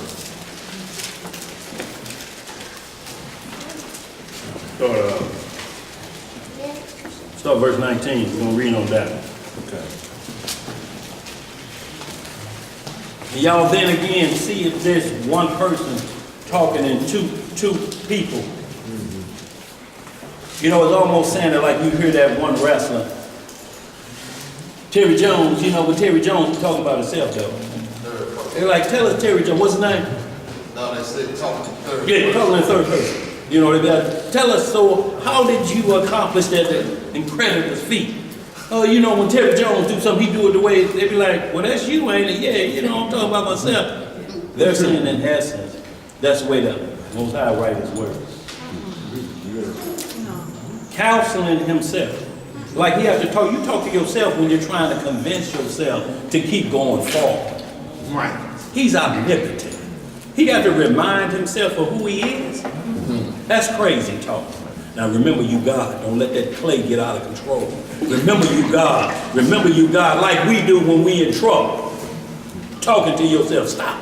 Stop. When a crazy thought goes through your head. Yeah. Stop it. What you thinking about that for? Yeah. Stop it. Get out of here, devil. So who else, if the Lord have to counsel himself, where's he getting bad counsel from? Because he controls Satan. Satan come and ask him questions. He gives him a certain amount of rope to hang himself. What you want, man? Yeah, your servant Job. Or you after Job now, huh? That's a great servant. His shoes evil. Or he wouldn't do it if you didn't keep that hedge around him. He living fat off of you. Take that hedge from him and see what he do. Like, I do that, but you can't touch the soul. Mm-hmm. Don't play that game around here. You're not going to have that control of the soul. All souls are mine. So you see, the Most High still has a power that if you try to say what's going on with the Messiah, the Father is letting Satan have his way like that, then Satan would have won the war in heaven. He had to get at the Son of Man so that he can continue to rule in his wickedness if he could have made him fall. That was his whole job in Matthew 4. Took him up to the high mountain. I give you all these kingdoms. Guess who gave them to me? Your Father. Now, if Christ was the Father, he'd be like, man, I didn't give you them. I gave you that tavern over there in that alley. Gave you all the kingdom, America, France, Britain, Egypt. I gave you all them. So y'all have to understand when it's crazy talk, when they're trying to bail out of a situation that's right there staring them in the face and make you change. You have to look at this and say, I'm going to have to change the way I'm thinking about this. We ain't taking no glory from the Father. None whatsoever. We understand what he does and he gives orders. If that's the case, what Gabriel and Uriel keep showing up for? To do what if he can do it? Who came to Mary? What was his name? Michael came in the book of Daniel. When they said Michael, send him to handle some business. Send him to go get the body of Moses in the book of Jude. He told the devil, look, we ain't gonna get into this again. You know what happened beforehand. Just get out the way, man. I come to get Moses' body. Didn't have to cuss him out. Just told him, you don't want no more of this. And Satan stepped back. All he wanted the body for was to be worshipped as an idol. Because they'd have dug it up, that's what they'd have done. It's the reason they dumped Bin Laden in the middle of the ocean at night. Go find him now and make a shrine to him. See if you can bring him back up. Where we at?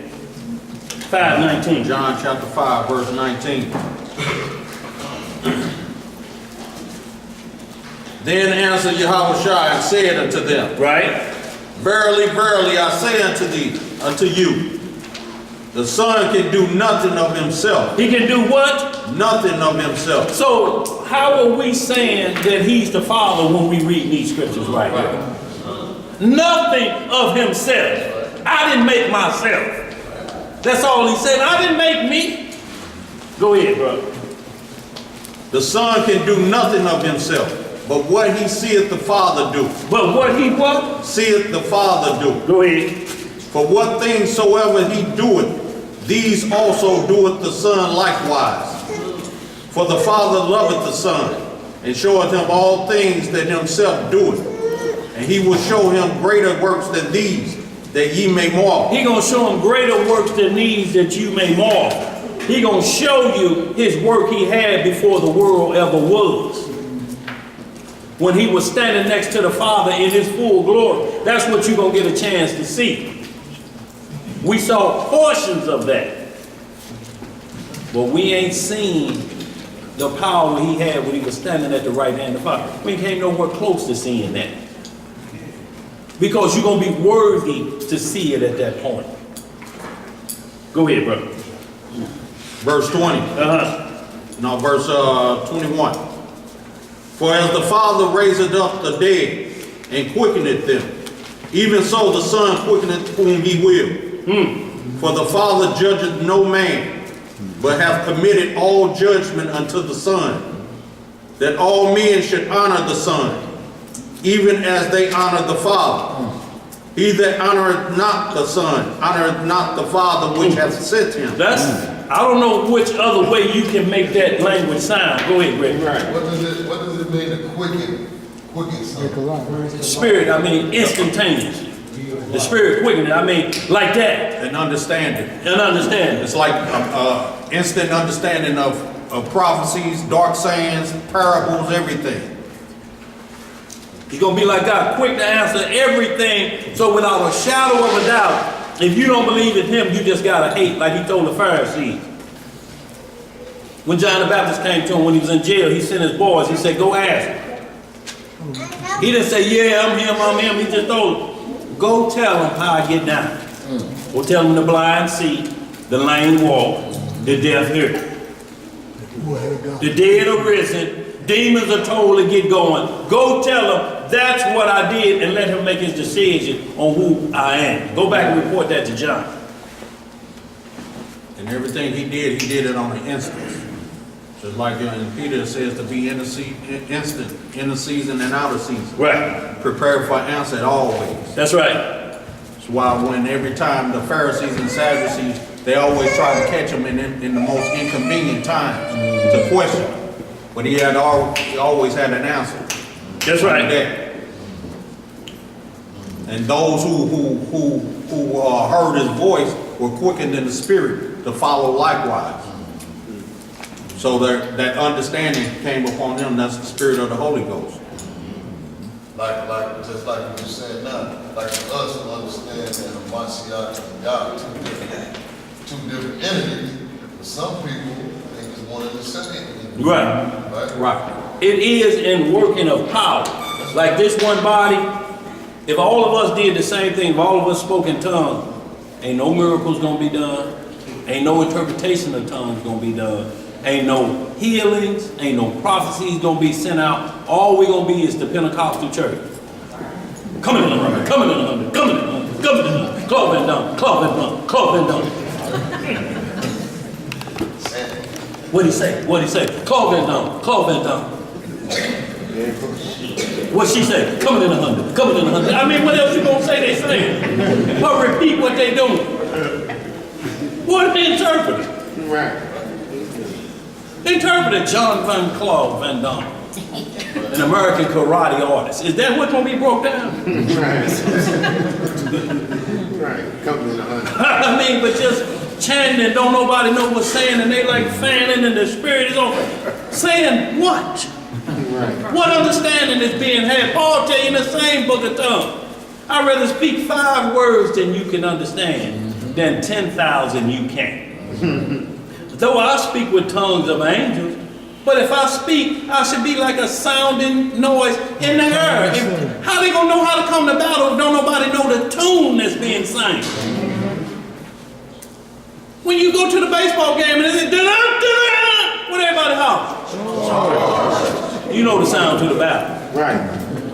If they talking in tongues or they playing a different noise at the game, it's bottom of the 9th, 2 outs, you down 4-5, and bases loaded, and that music going and they stomping, or if they just start playing the flute, like Kenny G just came in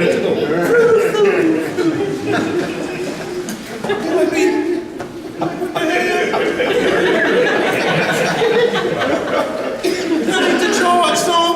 Right. Go ahead. That's great. Yeah, 21. 22.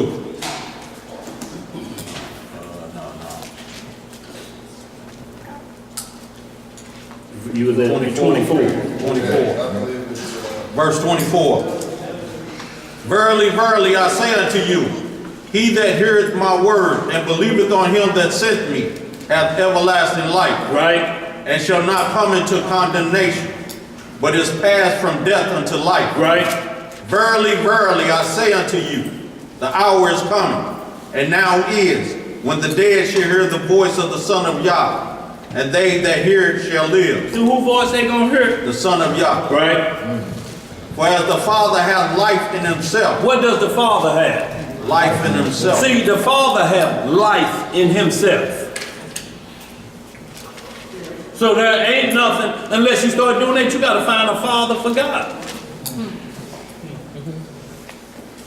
There's some groups out there want Adam to be from a physical birth so bad, they say Adam and Eve had parents. Who?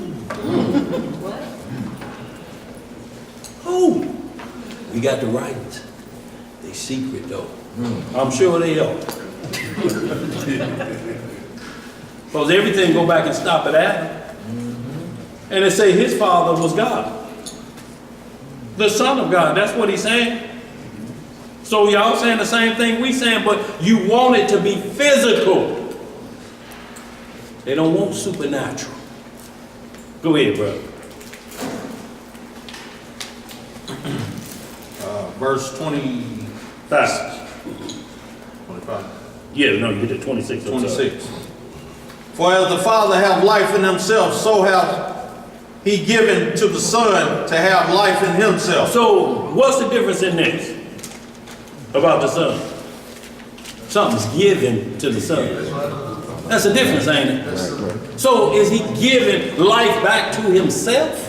See, some of these things just don't make sense, but when you keep understanding it's all for the glory of the Most High. So when Messiah is giving it back to the Father, so when you see everything the Son is doing, and then it says, so God worked these men, that don't mean it ain't no Son. That just means he's head and he's orchestrating everything.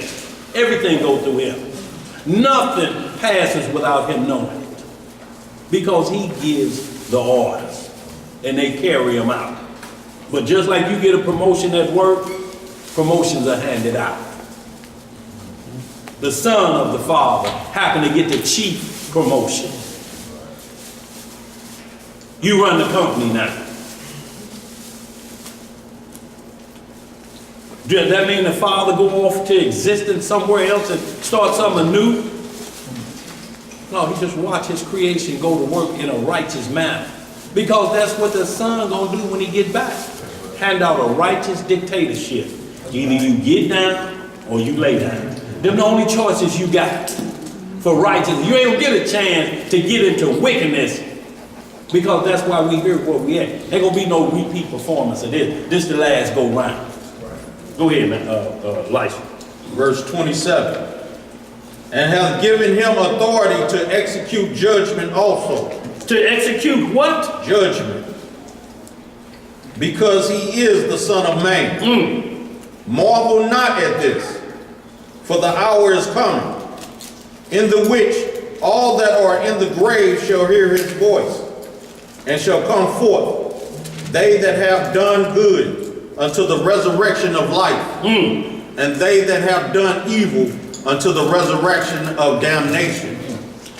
I can of mine own self do nothing. What did he say again? Read that. I can of mine own self do nothing. Go ahead, brother. As I hear, I judge, and my judgment is just, because I seek not mine own will, but the will of the Father which hath sent me.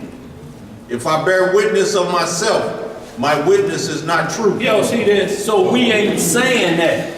They're actually saying everything that the Messiah is saying. He's saying it because he's basically, the Father didn't put himself in flesh. He did put himself in flesh, but only his essence and his word was put in his first creation that was made flesh like us. At first he wasn't made in this flesh. He was made celestial. That's why he keeps saying, give me back the glory that I had. Celestial power. Not in this flesh. He could feel pain. But even in the spirit, he could feel pain, because it grieved the Most High's heart that he had made man, that he had to destroy him. So the Father has feelings for us. Just like the Son, y'all, it's a compassion thing. That's why he constantly say, love your brother. Don't come to me, I don't want to do that. You get up off your knees. Have you made that right with your brother over there yet? And we're talking about your brother. We're not talking about just anybody you can have a squab with. Got into it with somebody at the movie theater about a parking spot. You what you gonna do? Go up to Creed Court looking for some white man you was arguing with? I just wanted to tell you, dog, you know, I had to make up with you, you know. We could have shared the parking spot.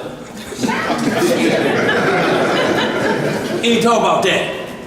He talking about a brother you know that's in the same fold with you, the same assembly. Y'all got beef, y'all need to straighten that out before you come to the altar talking about asking me for anything. Get that right. Y'all got to live together. Y'all can't live up here with me. Right. Y'all got to live down there. You can't bring that up here. What you gonna do, whisper to the Lord? Lord, I know you've been talking to yourself in that Genesis 1:20, but that nigga's in the kingdom.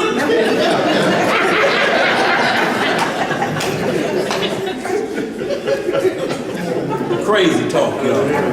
Go ahead, bro. Verse 32. There is another that beareth witness of me, and I know that the witness which he witnesseth of me is true. Ye sent unto John, and he bare witness unto the truth. But I receive not testimony from man, but these things I say, that ye might be saved. He was a burning and a shining light, and ye were willing for a season to rejoice in his light. But I have greater witness than that of John, for the works which the Father hath given me to finish, the same works that I do, bear witness of me, that the Father hath sent me. And the Father himself, which hath sent me, hath borne witness of me. Ye have neither heard his voice at any time, nor seen his shape. And ye have not his word abiding in you. Now, if they're saying the Messiah is the Father, then you see his shape. You hear his voice, don't you? You hear his voice. But that's the Messiah's voice, speaking the words of his Father. He said, no man seen the Father at any time. No man. So who was that Moses saw in the burning bush? Who was that Moses saw when they talk about Exodus 33? You can see my back part, but you can't see my face. It said you didn't hear his voice nor seen his shape. Didn't it? Yeah. So what's a shape? And it's the figure of a man how he looks? It's a form. It's a form. He said, no time you didn't see this. Not once they say, excuse me, Messiah. Exodus 33. We saw the Father's shape. He told us we couldn't look him in the face. I seen the back of his head, though. I seen his shoulders. Can describe him to you, but it wasn't said, because that wasn't the Father either. That was the Son in his glory that Moses saw. Show me thy glory, Father. 1 Corinthians 11. Who's the glory of Christ? Who's the glory of the Father? Christ. Who's the glory of man? Who's the glory of woman? The man. So you see there's an order. But the glory is the offspring, or who you teaching, who you're the head of. Christ is the Father's glory. He represents him. It's where the world look and say, that's a righteous God. He represents his Father. And then we represent the Messiah. He's our head. Not saying the Father ain't our head, but to get to the Father, we got to go through the chain of command. So we have to go through him. You can't leapfrog him and go around him, because then the scriptures go void. And then man, the woman, is the glory of the man. She represents her husband. Ain't got to have on lockdown. Ain't got to call the secure bar center and lock up the doors and windows while you go to work. If you do, you got problems anyway. Especially got bobby pins in her hair. And lots of meat teeth.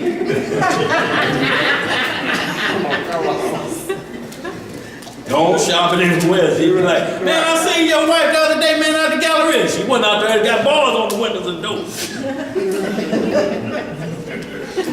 I'll be special with y'all. So go ahead. But the woman is the glory of the man, and it works in that fashion. So Christ, every time you see in the glory of the Father, is talking about the Messiah representing him in his supernatural form and fleshly form. It didn't change. He ain't broke law in his supernatural status, and he didn't break law when he was in his fleshly status, did he? Is it one law anybody can point to that the Messiah broke? Still the same glory. Still that same glory of the Father. Go ahead, brother. Verse 39. Search the scriptures. Do what? Search the scriptures. Right. For in them ye think ye have eternal life, and they are they which testify of me. And you will not come to me that ye might have life. I receive not honor from men, but I know you, that ye have not the love of Yah in you. I am come in my Father's name. In his Father's what? Name. And ye receive me not. If another shall come in his own name, him ye will receive. Boy, we'll call the Honorable Elijah this. Right. The Honorable that. My pastor giving all the head of my life, and my pastor, first pastor, and his wife. All of that honor. But none of it's going to the Messiah. The judge who's going to be sitting on that throne. He gets no honor. But everybody talk about everybody. Paul. But wait a minute, the Messiah's writing this in red. Paul said this over here, so you take this over the red writing? Well, all I know is just, you ain't gonna steal my glory. Ain't nothing to steal.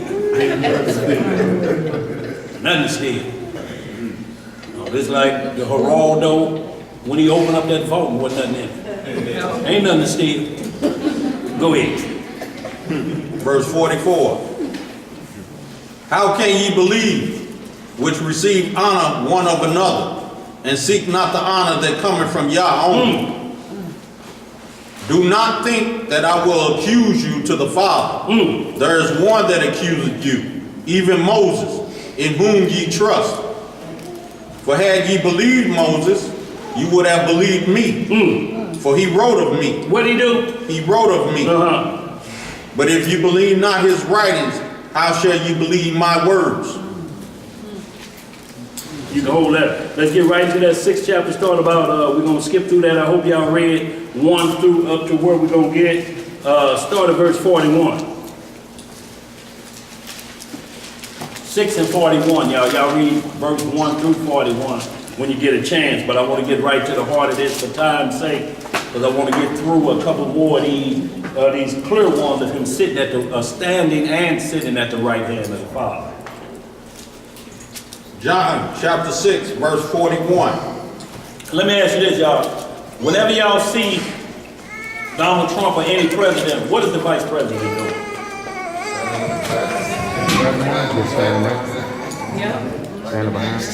What are you waiting on? Orders. Right. He bring him his book. He sign it. Need you go over to China and handle that business. When he get over there, he's coming in the name of the president. The head honcho. Everything he say, word is bond. I've been given authority to make all these decisions. No angel has been given that authority. The Messiah has been given that authority. No man has been given that authority. The Messiah has been given that authority. Worthy of the name, because he ain't never profaned it. Like we did in Genesis 36, Ezekiel 16 chapter. It say we profaned his name in Israel. And this for these holy name rollers. So in Israel, how did we profane his name? What was we called? Was half of Israel calling him Yeshua, Yahweh, and the other half saying Yahweh? What was the deal that got us thrown out? How do we profane if it's about how you pronounce a name? Action. Or did we go bad actions and profane his name? Rogue nation. Rogue nation. That's why Solomon couldn't be the son. Solomon had so many women and they in his earth, and you let her have a temple to her God. It's a Buddha statue right on there. What about me? Ah, she get to build builders. See what she wants.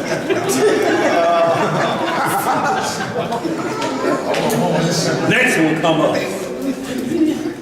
And my peeps, we down with Baal, and there's no altar since Elijah tore that one down when them 450 Baal priests got killed. I want something to build. See what she wants.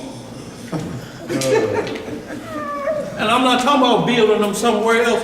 They on the same ground as the Holy Temple.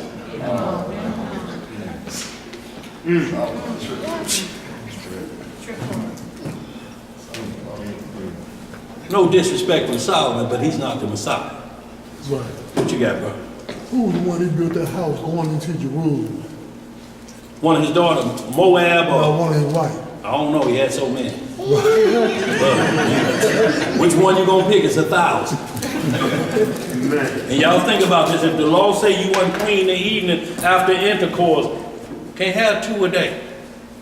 You have to at least wait till the sun go down. You have to have that time period in case something is transferring if you got multiple wives. You can't transfer it to the next wife. She may have a yeast infection.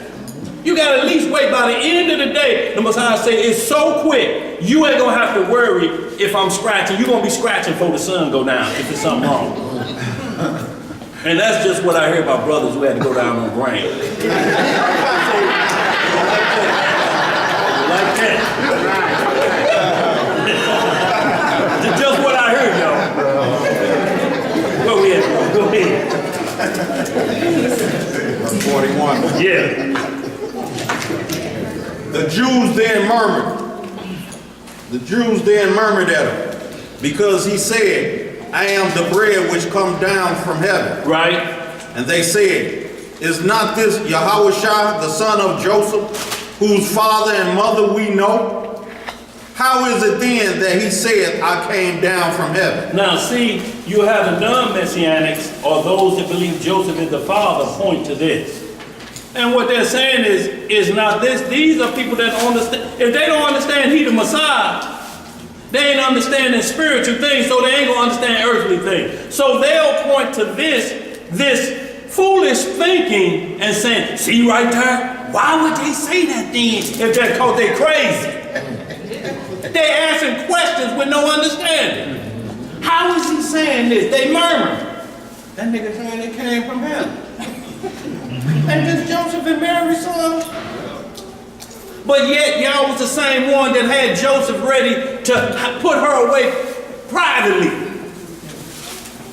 because of the wedding ceremony situation.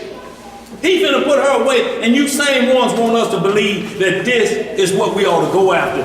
All of that red before that, and all this red coming after this, but they want you to focus on that one verse that an unlearned Pharisee would say. It's the same way they try to prove reincarnation when he asked Peter, who do men say I am? Some say you Jeremiah.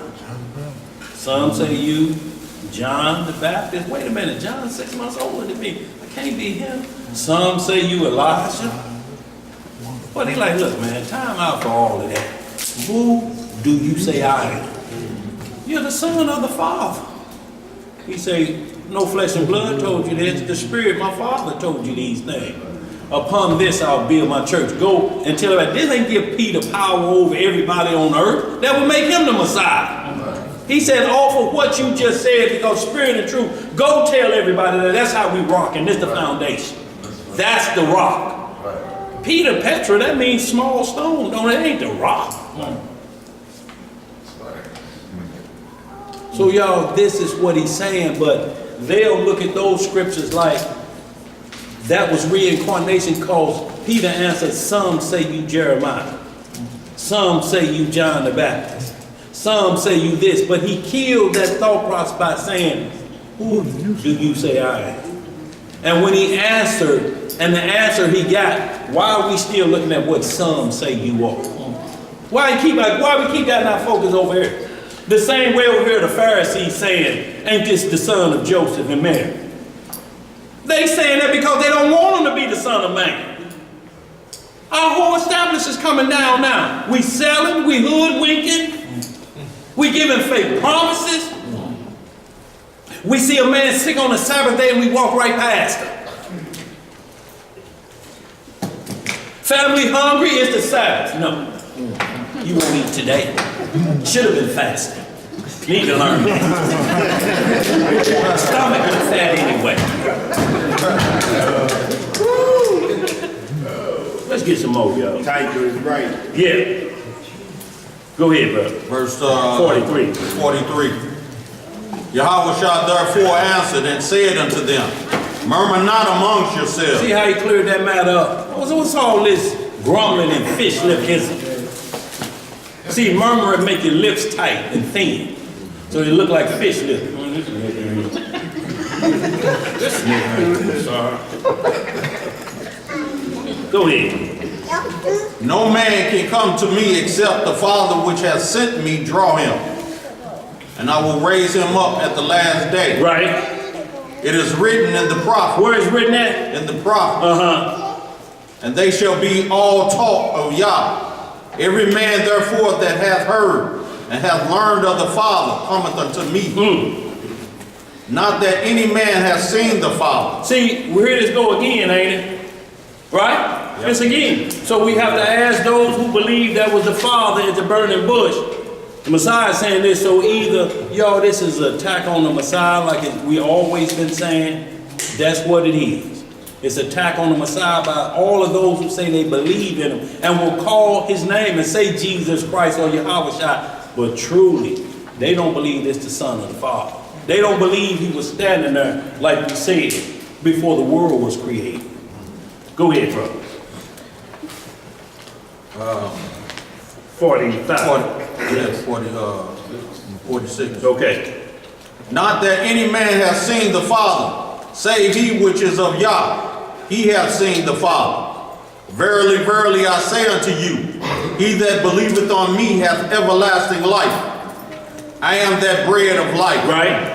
Your fathers did eat manna in the wilderness and are dead. What are they? Dead. Uh-huh. This is the bread which cometh down from heaven, that a man may eat thereof and not die. I am the living bread which came down from heaven. If any man eat of this bread, he shall live forever. How long? Forever. Uh-huh. And the bread that I will give is my flesh. What are you going to give? My flesh. Uh-huh. Which I will give for the life of the world. So, see, we got another problem with the way they try to explain that. They said, well, it's just the essence of God in flesh that couldn't come up. So, you have the spirit and truth and not flesh. Spiritual has a body. You can't use all of the scriptures that say, and I looked and I saw God sitting on his throne. How did you see invisible? Right. How do you see invisible? It had to be a shape or a form up there for you to even use that script to say, I looked up there and I saw you using that script, and then in the next breath, you'll say, ain't nobody ever seen the Father because we got to worship him in spirit and truth. For your liking, though, in the script you pull, you'll say, this guy seen one person sitting on the throne and not two. I'm waiting to see how that was accomplished then. Because right here, these scripts saying, ain't no man seen the Father. Not in his glory. Not to what we're going to see in Revelation 22. Ain't no man seen that. If they had seen that before this take place, they'd be dead. Because those were the rules. If you see the face of God, you're going to die. You cannot see him with this sinful flesh and corruptible flesh and look him in his face. And it ain't judgment day yet. And still live? Samson, their mama said that. I've seen God, I've seen him face to face. I know we're going to die, we're going to die. Her husband said, chill out, woman. We ain't going to die. If that was God, we've been dead. We wouldn't even be discussing death. We'd be dead. How many of us in our carnal flesh can look at our parents in the face when we done wrong against their commandments? Boy, Can't even look in your own carnal flesh face when you've done wrong. You try to be angry. Boy, didn't I tell you? This house ain't no whorehouse. I told you to have him out of this house before the sun came up. And the gal standing like this. But you trying to look rough for the gal. This side your mama see is smooth. You got like this, but she see that. Your mama don't see that, she see this. Boy, you so right. Boy, you so right. Yo, get out of my house. Take her home, I'll see you when you come back. But even your beasts won't even look at you when they done wrong. Well, they sure won't like it. Your beasts understand natural order of nature. And they don't even know the verbal commandments of the Most High, but they understand by nature of being a beast, under the submission of mankind, that even when they come in the house and know they have done wickedness, they won't even raise their head to you.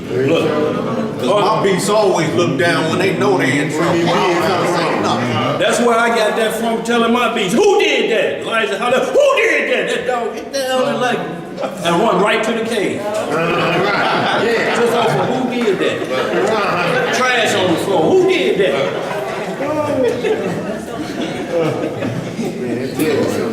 Go ahead, Elijah. Where you at, verse what? 51. I am the living bread which came down from heaven. If any man eat of this bread, he shall live forever. And the bread that I will give is my flesh, which I will give for the life of the world. The Jews therefore strove amongst themselves, saying, how can this man give us his flesh to eat? So, if they can't figure this out, and then they want you to look at verse 42 as the answer for the Messiah was born by a human father. If they down here murmuring among themselves, they in a huddle like this. Man, how can he say he come down from heaven, man? What that? Man, right, you a lawyer, you ever heard anything like that? What about your granddaddy? Didn't he used to do some murder? Nothing like that, dog. That water he walked on was frozen.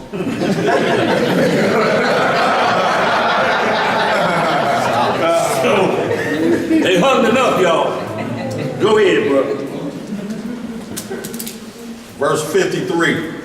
Then Yahushua said unto them, verily, verily, I say unto you, right? Except ye eat the flesh of the Son of Man and drink his blood, ye have no life in you. See, so when you say flesh and blood cannot inherit the kingdom, he's telling you flesh and blood right here of the Son of Man will give you everlasting life. So y'all, there's a distinct difference because he let you know y'all ate manna bread out there and all of them dead. Moses dead too. But when the true bread come down, I see that bread that came down to y'all because I was in on making that. I'm bigger than that bread. I'm the chef. Go ahead, bro. 54. Whoso eateth my flesh and drinketh my blood hath eternal life, and I will raise him up at the last day. Right. For my flesh is meat indeed, and my blood is drink indeed. He that eateth my flesh and drinketh my blood dwelleth in me, and I in him. As the living Father hath sent me, and I live by the Father, so he that eateth me, even he shall live by me.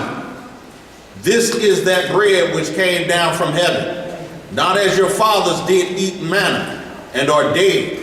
He that eateth of this bread shall live forever. You can hold that, y'all, for time's sake, because I want to make sure we get to these other ones. Let's get right into some of those ones. Just Ephesians 1:20. We're going to hit a couple one-liners, y'all. And I just want to get these because all of these is saying at the right hand of the Father. Y'all, we're talking about an administration. We ain't taking no power from the Father and calling the Son of God by saying that, because he said y'all abide by all the rules. Psalm 82, y'all say y'all was gods. And I said y'all don't have no problem causing Moses. Exodus 7 chapter, he told Moses, I'm going to make you a God to them and to Israel. You're going to be a God instead. You're going to be God on earth for me. And ain't nobody questioning what the Father gave to Moses in Exodus 7 chapter. But the Messiah didn't do what Moses did when he struck that rock. Moses said, shall we give you water? and elevated himself before he was joined to the one flesh rule completely. And the reason it was like that, because he got angry when he did. The Father don't give you gifts angrily. So what would have happened when they got thirsty again? Don't ask him, don't ask him. You know, he got mad last time he struck that rock. So what you gonna do? Starve, or dehydrate out there now? Because Moses got mad? Moses paid a dear price for that. Son never took you being angry at him. He didn't care about how you felt. He just told you straightforward, like Nathan told David. And you can believe when Nathan told David that, David armsman up swords immediately and was going to put Nathan to death. And he probably had to do this. No, y'all, you ain't lying, I did it. I didn't know nobody saw it like that. Because he gave him the pearl. One man had many lambs, this one had one. This man took that one, that this one man took. What would you do to that man, David? You know what I do, kill him.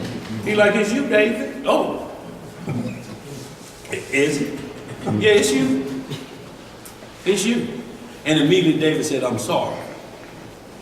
Didn't mean the punishment didn't go unwarranted, because we suffering from it this day. But he spared David's life at that time. So he's off the list of coming down from heaven. Go ahead, bro. You want that Ephesians? Yeah. Let's get that Ephesians 1:20. We're going to hit some Philippians 2 and 6. We're just going to roll through these one-liners, y'all. We're going to end up with this Ezekiel 4:4, because I want to wrap it up with this. You got that Psalm 18 on your... Yeah, we're going to put that back home. We hit them last week, but we'll tighten it up with it. It'll bring you full circle, bro. No doubt about it. 1 through 5, right? Okay. No doubt. Y'all, we ain't going to be long. We got to make a couple announcements. All right, we're in the book of Ephesians, chapter 1, verse 20. It says just one line. We just get the meat of it, yeah, where you think the meat is at, if you need to back it up. Back it up to 18. Okay. In the book of Ephesians, chapter 1, we'll start at verse 18. Ephesians, y'all, right after Galatians. It says, the eyes of your understanding being enlightened. Hold on, I have a few more pages. Flip it. We'll let you get that. What's up, boo? Everybody there? You good? The book of Ephesians, chapter 1, verse 18.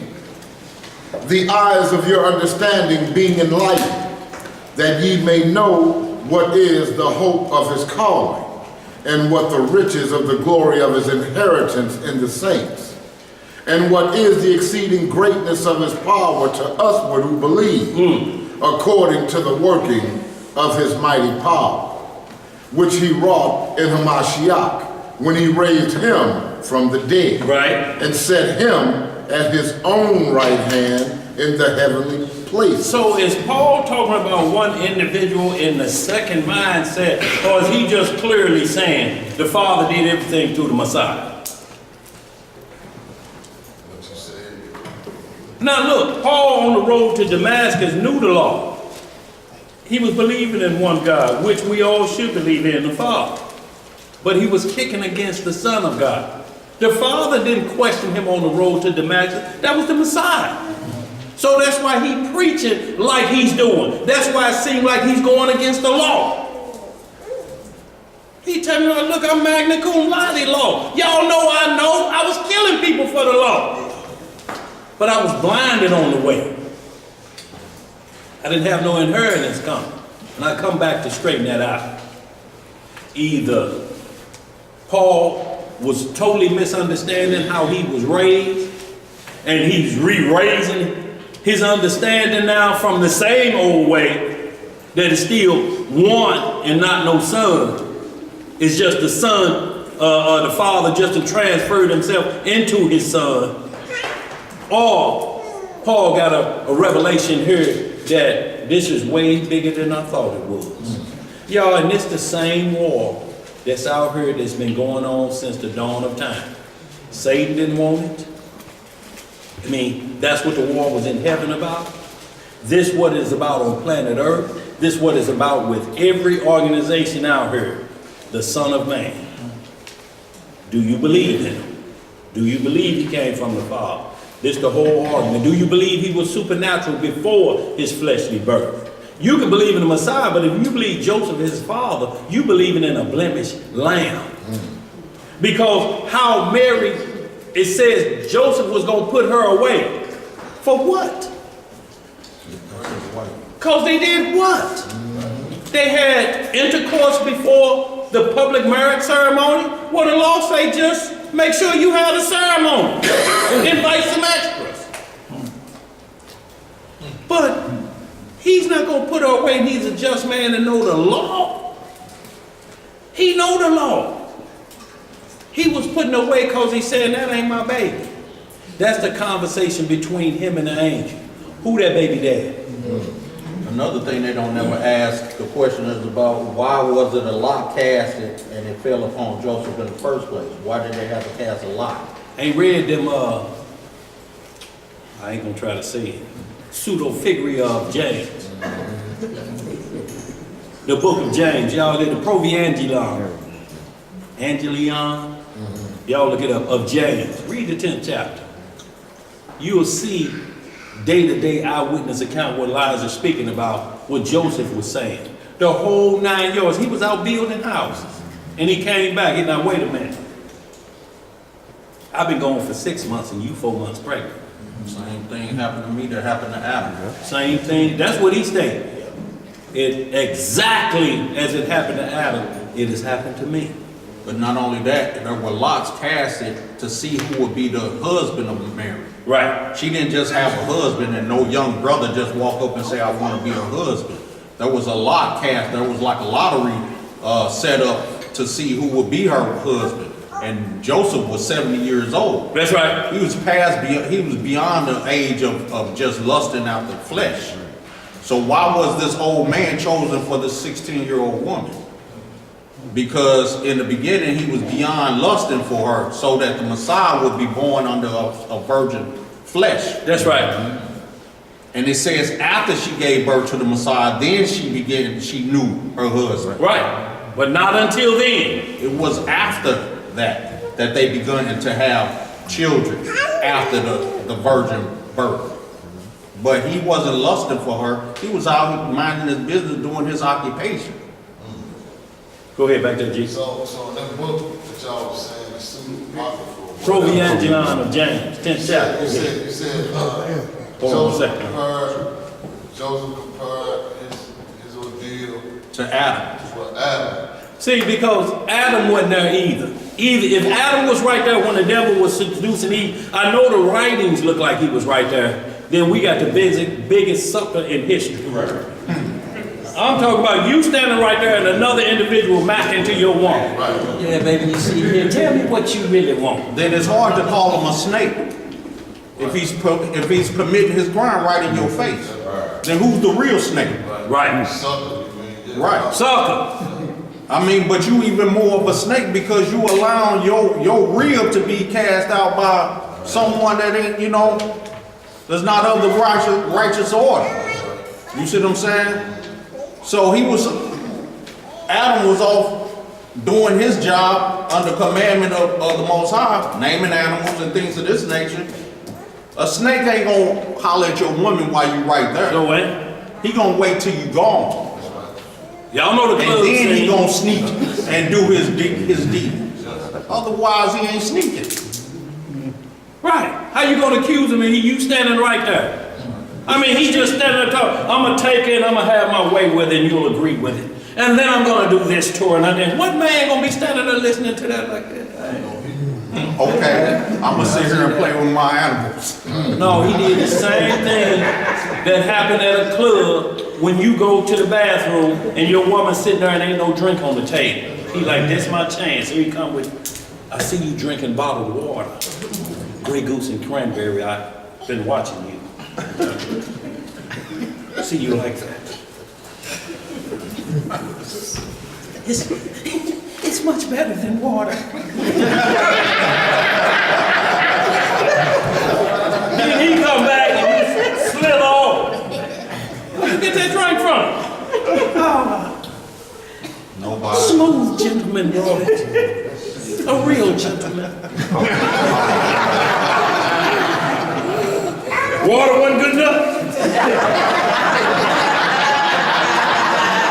Now y'all over there all in the table, you know, they get louder than the music. They let you slide and they stuff.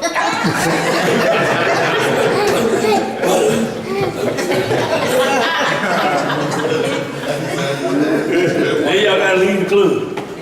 Oh, he's smiling. She'll be back in his solo next week. Y'all know how it goes. Slick Willie, we call him. Let's get it. Where we at? We're at verse 21. Yeah. Says far above. Hold on. Something. LC, what you at? LC, what you at? What was the name of that book in the chapter? The Proevangelion. How it sounds. Of James. 10th chapter. 10th chapter? Yes. Y'all read it 1 through 10. There's a lot of them chapters, only 2 and 3 verses. But y'all read from 1, it's going to tell you that she was from the tribe of Judah.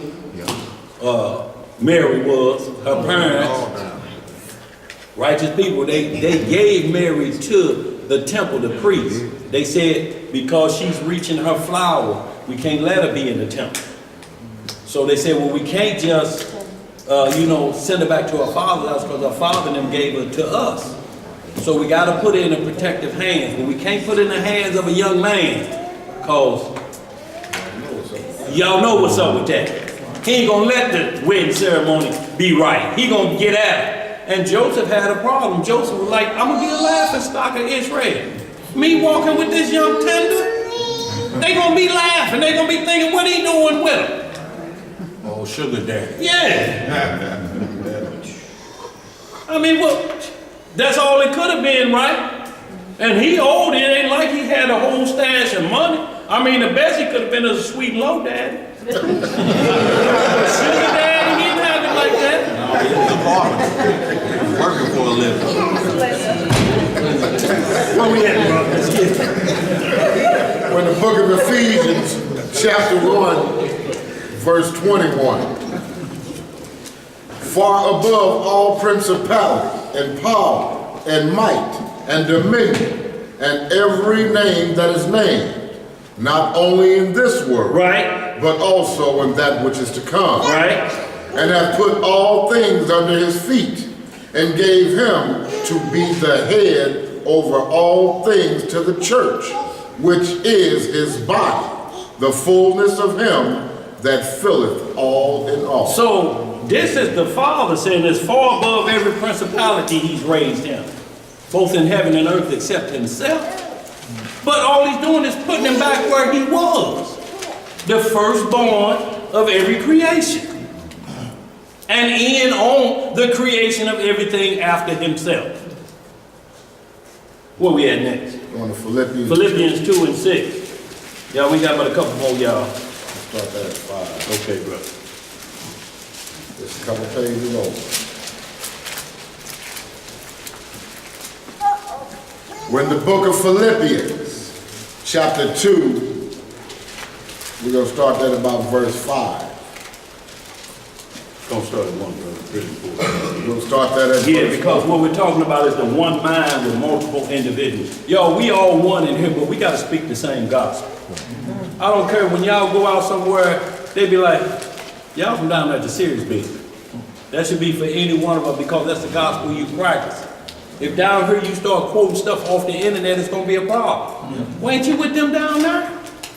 So y'all in like manner, because we can't control everything out there, we send our word to the assembly and we ask the assembly, if it's something wrong we teaching, do this. Ain't no, you going to be demoted to trash man. Ain't none of that.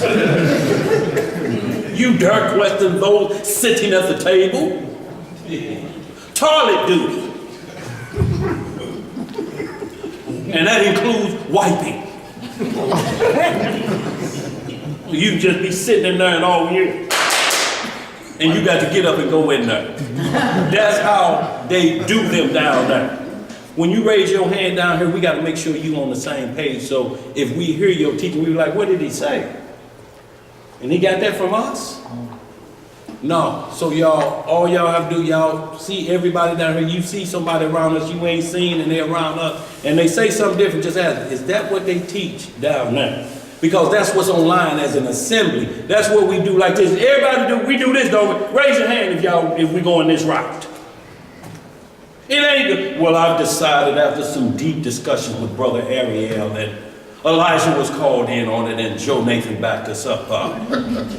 We decided that the assembly will go this way. Some of you will be murmuring, but you'll be put to duty if you murmur. You won't eat at the big table, you'll eat at the little tight table. Try us if you want to. Ain't none of that happening now. We one body, y'all, we brother and sister. Where we at? We're in the book of Philippians. Chapter 2, verse 1. What it say? If there be therefore any consolation in the Mashiach, right? If any comfort of love, if any fellowship of the Spirit, if any bowls and mercies, fulfill ye my joy, that ye be like-minded. That we be what? That ye be like-minded. Having the same love, being of one accord, of one mind. Yo, how can that happen with a bunch of people? How can we be one mind? We gotta talk and walk and say the same things, don't we? It can't go left field nowhere. It has to be the same talk, and then they know you of the same body. Somebody hear that out there? What? My brother. No, that ain't my brother you talking about. Yeah, it is, dog. He's saying his uncle is the Messiah. And he with us. Yeah, say that's what y'all teach. Oh, we need to get him on the phone right now. That's immediately how it should be. But other than that, y'all, we can't just keep going over everything that pops up off of their Facebook and different things. Just type in there. This don't seem like what y'all teach at y'all assembly. Tell us how you teaching differently. You using different language. Don't sound like that serious building language. Not saying that the serious building language ain't the same in Atlanta, it ain't the same overseas. What we talk about is the same gospel. Taught at the serious building, that's taught over here, that's taught over there. When it's different in-house, that's a problem, ain't it? You can't be in your parents' house and everybody got their own rules. It's a house divided, won't stay. It's a house divided, won't stay. Let's get it right. Ariel. Verse 3.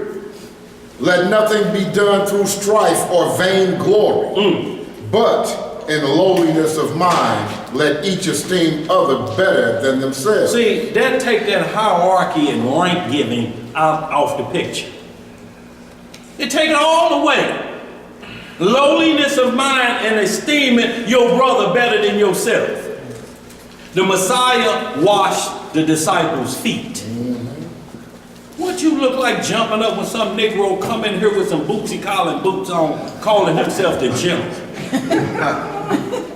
You stand up quick, general on deck.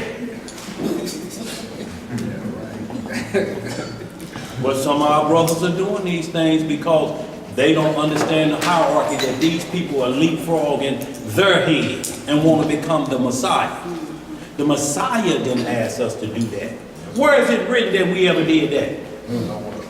He said, let your servants be your masters. And he was a perfect example of that. Pull y'all shoes off, I need to wash y'all feet. Peter said, Lord, my hands and my head too, just wash me all over. He said, I ain't got to, just your feet, because we're bringing in Melchizedek, the order of hospitality, like Abraham did. First time you show up his house, pull your son, because it was dusty, y'all. They didn't have paved roads then. You've been walking, everybody didn't have a car, it was walking a lot. So by the time you got where you going, feet was dusty. First thing they do is relieve those dusty feet. Wipe your feet off. Hospitality, come on in. Hey, get something to eat, y'all. We got company. It's just like Southern hospitality. They say, come on in and rest your feet. Rest your what? Rest your feet. That's what they do. Get you something to eat. Rest your feet. You look weary. Go ahead, brother. Verse 4. What it say? Look not every man on his own things, but every man also on the things of others.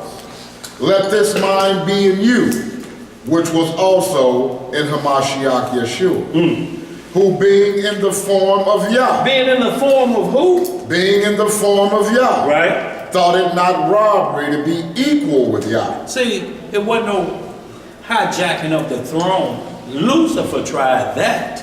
The Messiah ain't hijacking the throne. He's following orders. But this is Paul, that same Paul, saying he thought it not robbery to be equal with God. Because it's not robbery to be part of the Godhead where everybody thinks one. That makes us equal, not in the sense that we're equal with God and saying that we can tell him what to do. We ain't gonna never be able to do them. Like you'll never be, your parents' birth certificate, y'all, the dates ain't gonna never come together. Ain't gonna have the same dates on your birth certificate. That ain't gonna never happen. So in like manner, the Messiah, when he's saying this, he knows he ain't gonna never take the place of the Father. He's saying that, but to call me God, y'all do that amongst yourselves. Y'all do it, you hear it on a rap song and there you go. What's up, my God? Who do that, 5%?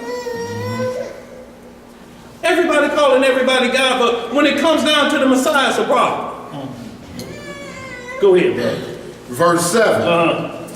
But made himself of no reputation, and took upon him the form of a servant. What did he take upon him? The form of a servant. Yeah. And was made in the likeness of men. And being found in fashion as a man, he humbled himself, and became obedient unto death, even the death of the cross. Wherefore Yah also hath highly exalted him. What has Yah done? Highly exalted him, and given him a name which is above every name, that at the name of Yeshua every knee should bow, of things in heaven, and things in earth, and things under the earth. Right. And that every tongue should confess that Yahweh HaMashiach is master, to the glory of Yah, the Father. See, it's still saying the only way you can say this is if you acknowledge his Father gave him this power. You can't take it from him because his Father gave it to him. As much as y'all hate that, what we gonna do about it? That's like now the whole world hate it because we Israel. You think about it before you found out Israel. You didn't have no problem accepting who said they was the Jews, did you? You accepted, I don't care what behavior they did. Them the Jews though. Them God's chosen people. Didn't we think that way? No matter what wickedness they done, you were thinking that way about them. The only difference is the truth is out now. Either they accept it or they don't. That ain't our business to worry about. But if you don't accept it, you can't accept Christ because there's the chain of command. Like we read in Romans 3:1. We were given the adoption, the glory, and the whole nine. If it wasn't so, Cornelius would have went straight to the Messiah and he wouldn't have been sent to Peter. To get his direct learning. And an angel visited that situation. Look, we got a situation we need to straighten out. The angels didn't leapfrog law. Let's get some more.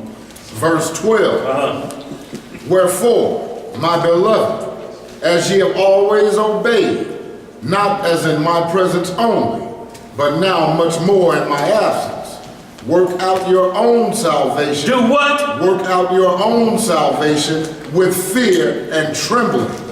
For it is Yah which worketh in you both to will and to do of his good pleasure. Hold it right there. We're going to move on to these last few. We're going to hit, let's go hit this Acts 2:33. Y'all, we're going to one line these on out. We just want to read them this time.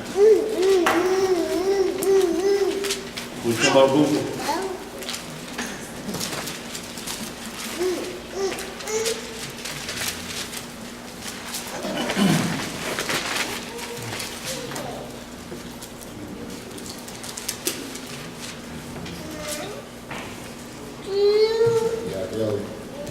Acts chapter 2, verse 23. Start about 30. 33. 29, I'm sorry. 29, sorry. Y'all read all the way up to that point. Acts chapter 2, verse 29. What it say? Men and brethren, let me freely speak unto you as a patriarch David, that he is both dead and buried, and his sepulchre is with us unto this day. So this is the apostles telling, look, let's discuss David. We can go to his grave right now and dig up his bones in there. Go ahead. Therefore, being a prophet, and knowing that Yah has sworn with an oath to him, that of the fruit of his loins, according to the flesh, he would raise up Christ to sit on his throne. Right. He, seeing this before, spake of resurrection of Christ, that his soul was not left in hell, neither his flesh did see corruption. This Yahweh Shah hath God raised up, whereof we all are witnesses. Therefore, being by the right hand of Yah exalted. Being by the what? Right hand of Yah. And having received the Abba, the promise, and have received of the Abba the promise of the Holy Ghost, he has shed forth this, which ye now see and hear. For David is not ascended into the heavens. What did David did not do? Read that again. For David is not ascended into the heavens. But he saith himself, the Lord, the Master saith unto my Lord, sit thou on my right hand, until I make thy foes thy footstool.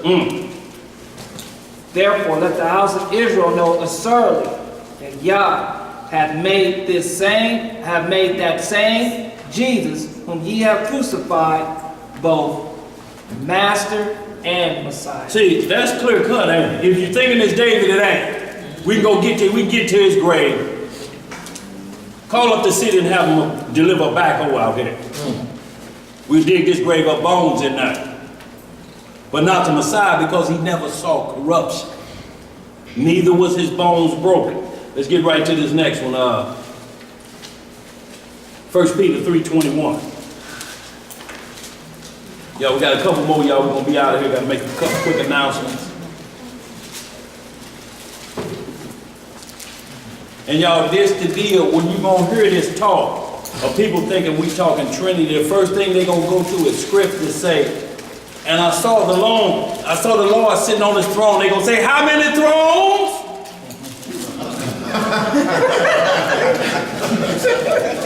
Say it like that, brother. Yeah, they say it like that. Holler it out. So I'm sitting on his throne. Not two thrones, but how many thrones? And they read me, yes, sir, my Lord. One throne. But they're not understanding. Yes, he sits on the throne. But he has his cabinet members, his assembly, the whole hierarchy of heaven, because everything done on earth is a mirror image of heaven. It's the blueprint. How you gonna have Moses and Aaron and all of the assemblies out here and the whole tabernacle set up? Where do you think they got them instructions from? It's Moses and Aaron. And then the congregation of Israel and the priests and everything, just the pattern they got from heaven. There's multiple people up there, whether they like it or not, but there's one chief supreme ruler called the Father, who has life within himself. And then he'll give life out to the Messiah to have life in himself. But he gave that power to the Messiah. So if he putting that type of power in him, how do you not call him God and you call a 5% of God? What up, God? God? I'm talking about a human being that's running from the IRS out of a tax situation. What up, God? IRS may be listening in. Yo, we got to be quit being so simple-minded with these things. Right. Where we at? 1 Peter chapter 3, verse 21. The like figure whereunto even baptism does also now save us, not the putting away of the filth of the flesh, but the answer of good conscience towards Yahweh. by the resurrection of Yahushua HaMashiach. Hold on. Feel people catching up. We'll start that over. Okay. 1 Peter chapter 3, verse 21. Yes, sir. 1 Peter chapter 3, verse 21. Okay, we'll bag it up to 17. Let's just get at 17. Just read them couple, get the understanding of it. How we looking, y'all? We good? Okay, let's roll. 1 Peter chapter 3, verse 17. What it say? For it's better, if the will of Yah be so, that ye suffer for well-doing than for evil-doing. For Christ also hath once suffered for sins, the just for the unjust, that he might bring us to Yahweh, being put to death in the flesh, but quickened by the Spirit, by which also he went and preached unto the spirits in prison, which sometime were disobedient, when once the long suffering of Yah waited in the days of Noah, while the ark was preparing, yes, wherein few, that is, 8 souls were saved by water. How many souls? 8 souls were saved by water. Right. The like figure whereunto even baptism does also now save us, not the putting away of the filth of the flesh, but the answer of good conscience towards Yah by the resurrection of Yahushua HaMashiach. So you see how baptism changed to the power of the belief in the Messiah through the Father. Because everybody just getting water baptized and asking for forgiveness of their sins, you still could be doing that thinking of the Father only and not of the Son. So you still coming up with that same mindset, void of faith. Wet but void of faith. That's what Philip was asking the That's right. Did you believe first? Do you do what? Believe first. Before the baptism. None of this matter if you don't believe what we doing. And he said, here's a body of water. And you're like, okay, bro, long as you believe. You can't come up wet thinking the same thing. It's a waste of time, ain't it? So not saying that we ever say water baptism don't exist, because we do it. It's just the fact that there's a higher order. Water baptism without the fire and spirit and belief in the Messiah. Just wasting the time, because they were baptizing under the order of Aaron. John the Baptist did it. Acts 19 did it. You hear this same preacher, oh, you better get that water, and you better get that Holy Spirit and speak in tongues.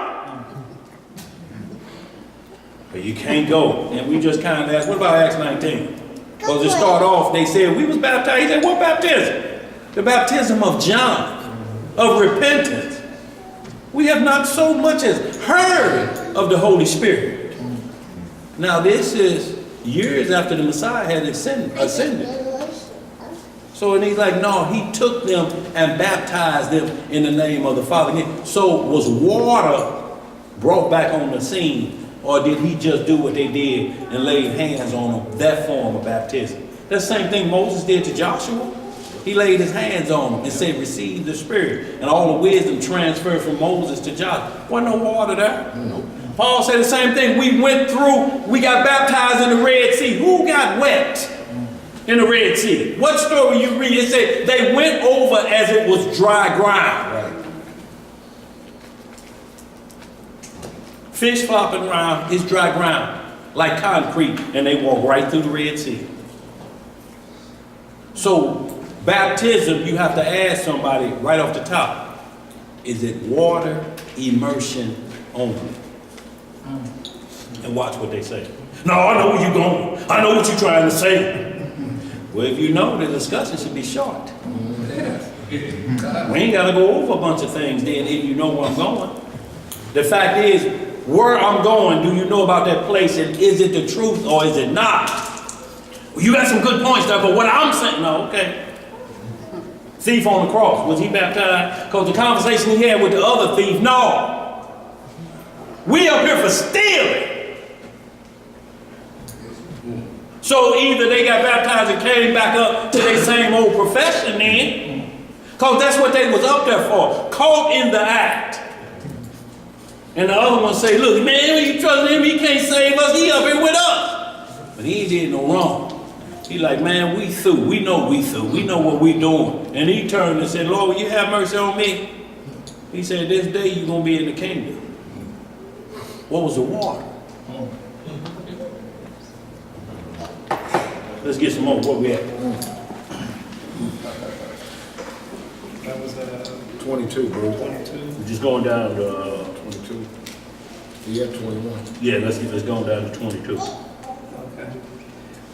Who is gone into heaven Finish that up. Yeah, just finish it up. Go ahead. by the resurrection of Yahushua Mashiach, verse 22, who is gone into heaven and is on the right hand of Yah, angels and authorities and powers being made subject unto him. That was it. See, y'all, so you see who been made subject unto him. And if you get back in that 1 Peter chapter 2, verse 21 on down, you're going to see some very exciting information in there. Who did no sin. But yet these men will run after men that's recorded as doing sins that if it were according to the letter of the law, David would have died that day. Him and Bathsheba. That day, Solomon the same way would have died that day. Let's get these last two, y'all. Hit that Hebrews 1. Then we're going to hit this Hebrews 10 and 12, y'all. Then we're going to hit these last two. Revelation 4 and Ezekiel 28, y'all. We're going to close out. I think we finished last week on that Revelation 22. But we have to show y'all that if they come with scripture that's one sitting on the throne, we have no problem with that. Mike Pence and the orange pervert ain't sitting in the same seat as they. Scoot over. Scoot over. No, ain't no love seats on.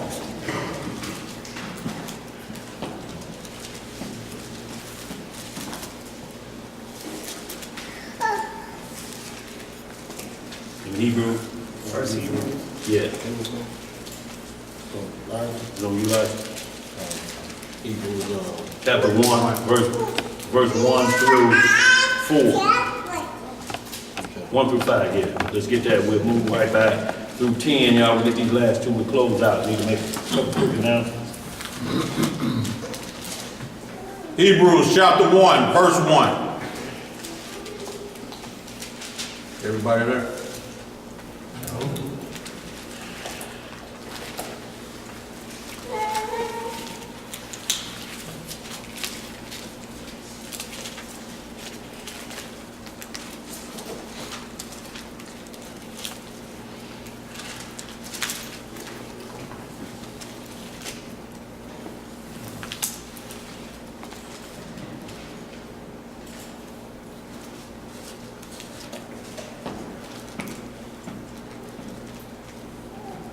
Let's get it. You ready? You ready, sister? You there? Wait on you, sister. Take your time, sis. Pages are sticking together. That's all right, sister. We wait on you. That's okay.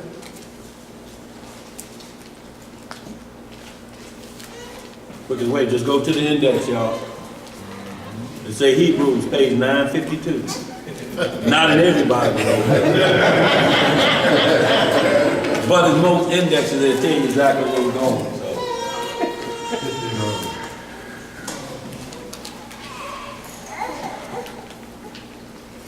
Closest to the end of the Bible. Right at the type. Yeah, that's it. It was right before First Peter. Let's get it, y'all. All right. Hebrews chapter 1, verse 1. What it say? Yahweh, who at sundry times and in diverse manners spake in times past unto the fathers by the prophets, Right. hath in these last days spoken unto us by his Son. Is that hard to understand? And sundry times spoken to us by the Father. Now he's talking to us by the Son. Go ahead, bro. Whom he hath appointed heir of all things, by whom also he made the worlds. Good stuff. who being the brightness of his glory. Of his what? Glory. Uh-huh. And the express image of his person, and upholding all things by the word of his power, when he had by himself purged our sins, sat down on the right hand of the majesty on high. Y'all see that? It ain't never saying that he's sitting down on the throne. There's a separation where he sits. He never, when he said it, didn't count him robbery to say he was equal, but you sit next to God, you got some juice. Because you in line, if anything was to get out of, who taking over? If something happened to this president, who taking over? You don't know he'll be voted in so quick, they'll put the covenant out there and he'll put his hand on it and say, I'm ready to rock and roll, I'm taking over. Ain't that what happened with Kennedy? I was just going to say JFK, they swore me in on the airplane. And his wife had to be standing right there, blood all over her clothes. It was instant. Lyndon Baines Johnson. They didn't wait a week or two. She's standing there in that same bloody outfit with his hand being put on the Bible. He's being sworn in to take over the duties. Go ahead, brother. She had to immediately leave and bear witness to the changing of the power of the Yes, Lord. sir. Verse 4. Being made so much better than the angel, as he hath by inheritance obtained a more excellent name than they. By what? Inheritance. See, that he was an inheritor of this power that he got. It wasn't his own, it was given to him in writing. Sworn by the Father, you are a priest forever. Go ahead, brother. Verse 2, he said he was appointed heir of That's all right. things. Verse 5. For unto which of the angels said he at any time, Thou art my son, this day have I begotten thee. And again, I will be to him a father, and he shall be to me a son. Right there. To which of the angels he ever said that to? They never said it to him. Let's get right into that Acts, Hebrews 10:12, y'all. We got just 3 more, y'all. Quick one-liners. We're gonna be out of here.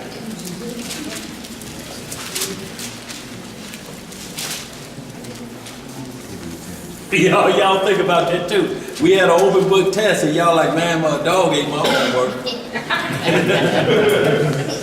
Because everybody's supposed to hit this up, wasn't it? What happened?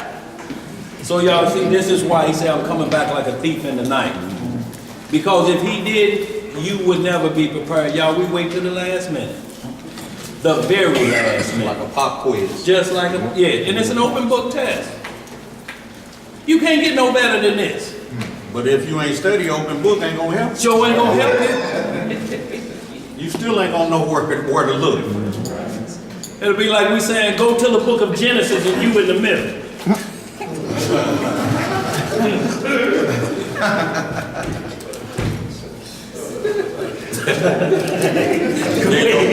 No, I ain't messing with you, sis. I'm just saying. I ain't messing with you. I know it may have seemed that way, but I ain't messing with you, sis. Go ahead, brother. Parents will be pissed if you fail an open book test. If you fail an open book test, boy, it'd be trouble. Boy, how dumb can you get? Did they give you the book? Yeah, I had the book. Was the page in there with the information on it? Yeah, it was in there. How you fail an open book test? Just sitting in class. Daydreaming.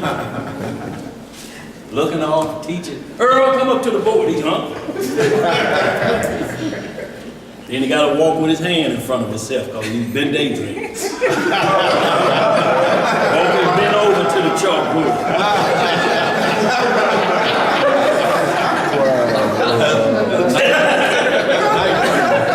All right, let's get it, y'all. Go ahead. We want 10 and what? 10 and 20. 10 and 12.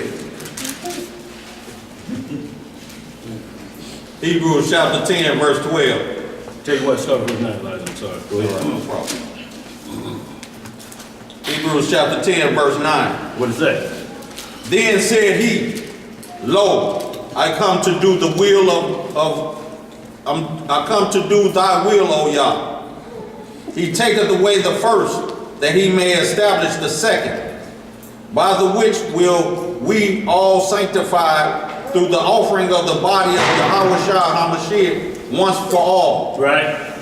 And every priest standeth daily ministering and offering oftentimes the same sacrifices, which can never take away sins. Right. But this man, after he had offered one sacrifice for sins forever, sat down on the right hand of Yahweh. Where he sit down? Right hand. From henceforth, expecting till his enemies be made his footstool. For by one offering he hath perfected forever them that are sanctified, whereof the Holy Ghost also is a witness to us. For after that he had said before. We can hold up, y'all. Let's get to this last one line, y'all. We got to read these last few. Let's get right to, like you wanted that John 8:58. Yeah, John 8:58. Yeah, we're going to hit these last three, y'all. We'll be out of here.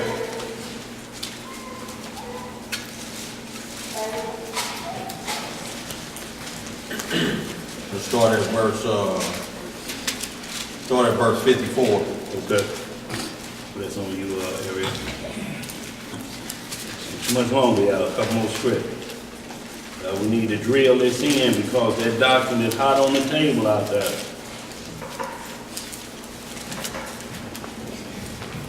Lord ain't gonna give his glory to nobody else. They ain't understanding the glory process. 54.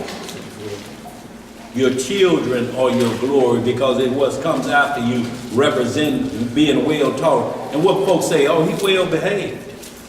Where do you think they getting that from? They just doing it on their own, grew up on their own, and just well behaved by themselves and what they given instruction.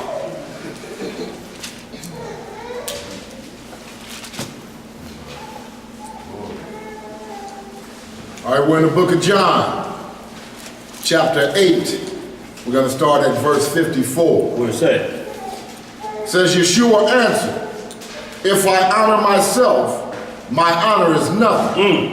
It is my Father. It is who? It is my Father that honoreth me, of whom ye say that he is your Elohim. Yet ye have not known him, but I know him. And if I should say, I know him not, I shall be a liar like unto you. No. But I know him and keep his saying. Your father Abraham rejoiced to see my day, and he saw it and was glad.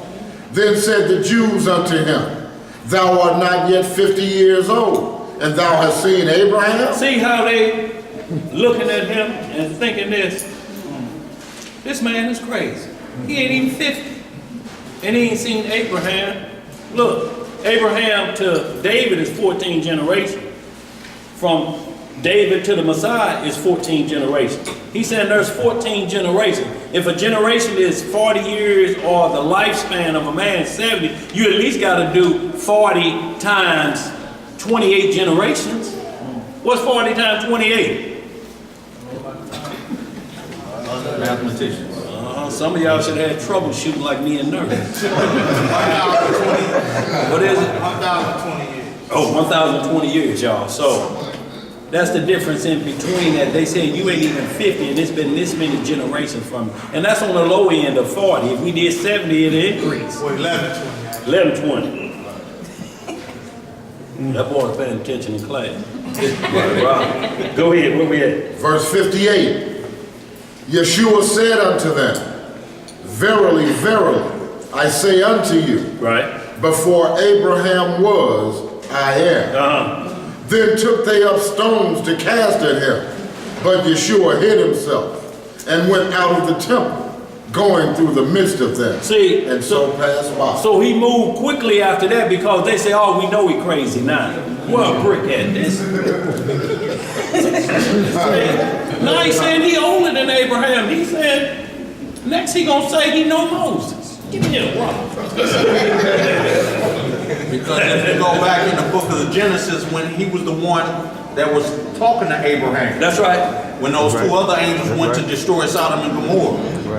That's what he's talking about. Because Abraham called him Lord and he washed his feet and bowed to him, and they communed and they broke bread and they discussed the destruction of Sodom and Gomorrah and the 5 cities that surrounded it. And they discussed them because Abraham Lot is there, and his wife and children. Will you kill him if it's 50? He said if it's 50, that's a problem, y'all. 5 cities: Ferguson, Jennings, Florissant, Pine Lawn, and St. Louis, and it ain't 50 people righteous. Not even 10. Not even 10, like. Y'all see what's happening now? If you don't get it now and wait till the last minute, let's get some more. Where we at? I think that was it on that last one. Yeah, that was it. Y'all, let's hit this Revelation 4:4, y'all. Ezekiel 28, y'all, we'll close out.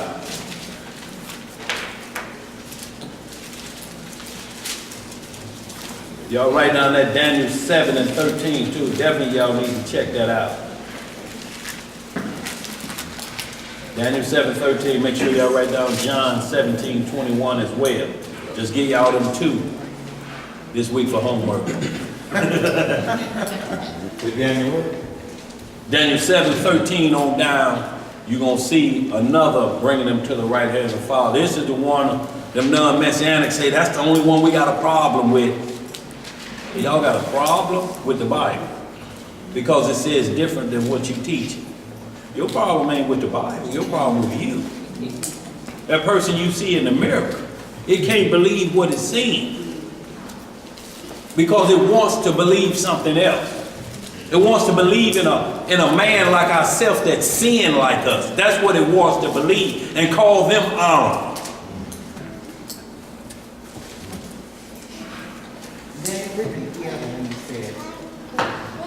Daniel 7:13 on down, and John 17:21. Y'all just read before or after that. But we getting right into Revelation 4:4 because y'all gonna hear it said. How many thrones did you see? One throne, my Lord. But you're not understanding the throne process. How many men Solomon have around his bed at night? 60 valiant swordsmen.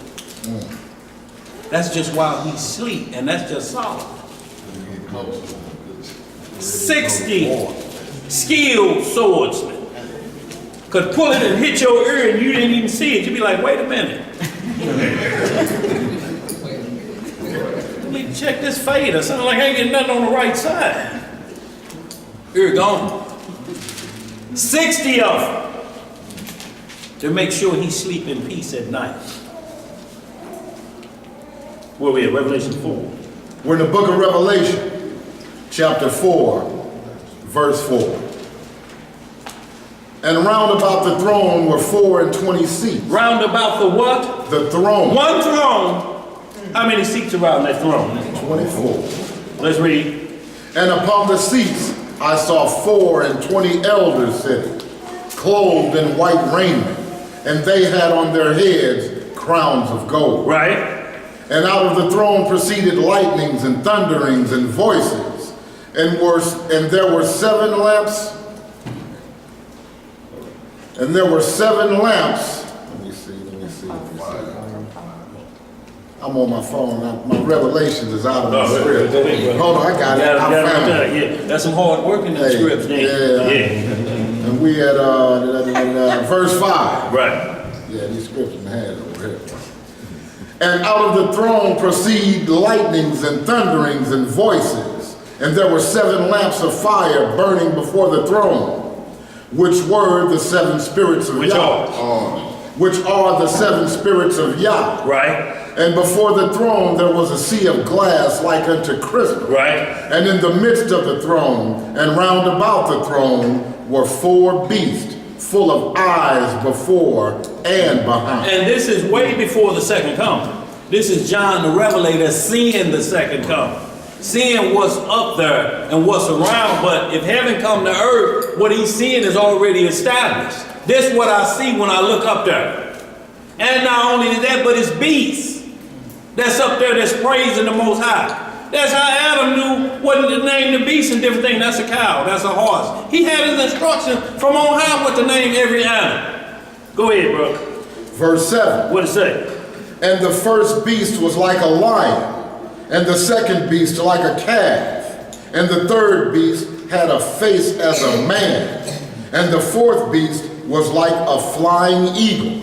And the four beasts had each of them 6 wings about him, and they were full of eyes within, and they rest not day and night, saying, Holy, holy, holy, Master Yah Almighty, which was and is to come.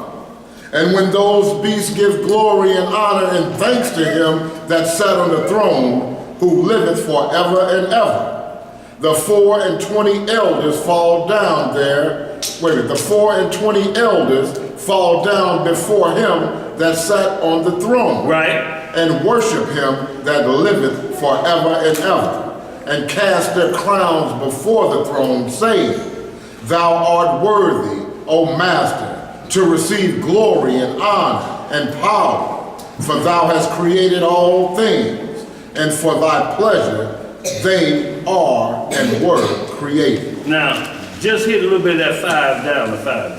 This is very important. Go ahead, brother. Verse 5, 1. And I saw in the right hand of him that sat on the throne a book written within, and on the backside sealed with 7 seals. And I saw a strong angel proclaiming with a loud voice, who is worthy to open the book and to loose the seals thereof. And no man in heaven, nor in earth, neither under the earth, was able to open the book, neither to look thereon. Right. And I wept much, because no man was found worthy to open and read the book, neither to look thereon. And now this in heaven. So he's looking at the book. Go ahead. And one of the elders saith unto me, Weep not, behold, the Lion of the tribe of Yehudah, the root of David. The what of David? The root of David hath prevailed to open the book, and to loose the 7 seals thereof.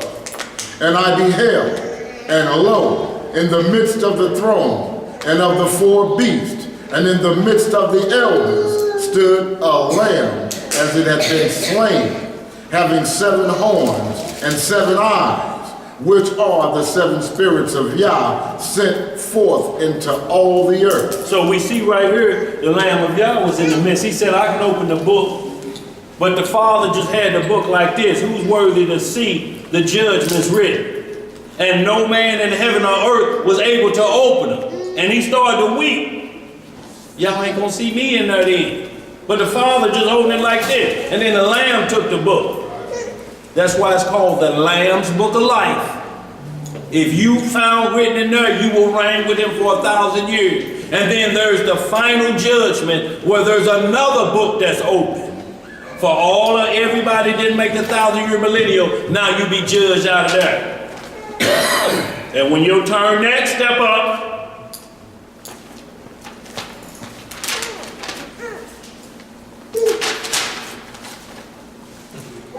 That'll be a problem, won't it? 2 flips.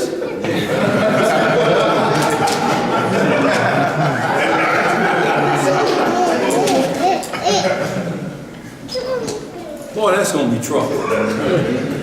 What you got in there? Somebody said, Right. What's that, man? It's crazy because like you were saying earlier, in the class, they say ain't no law.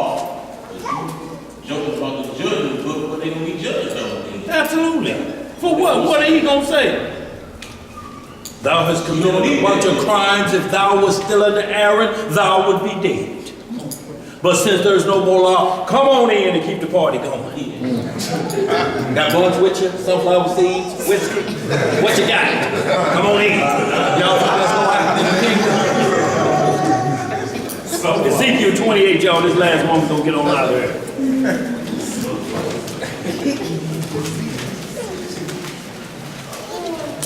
Daniel, Yes, sir. when we just read in Revelation, are those the same beasts that's in Ezekiel 1 and 2? That's, yeah, absolutely. Absolutely. When you look at Ezekiel, Ezekiel saw the same thing. And I looked up when he said he saw the Most High. Actually, and that's where we should be going. Ezekiel 28 is talking about Lucifer when he was up there. When we'll hit this will be more right to the point of what we're talking about. Thank you, sir. You knew where I was going, didn't you?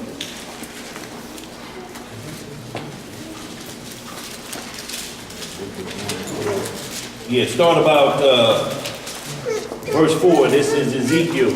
Looking up 1 and 4. Thank you, sir. But you see the same thing that when Lucifer up there, they covered the mercy seat like this. That's what the Ark of the Covenant, when you see it, they got 2 angels with their wings like this covering the mercy seat. Where do you think he got that pattern from? That's still the throne of God. It's just the mercy seat part of the throne.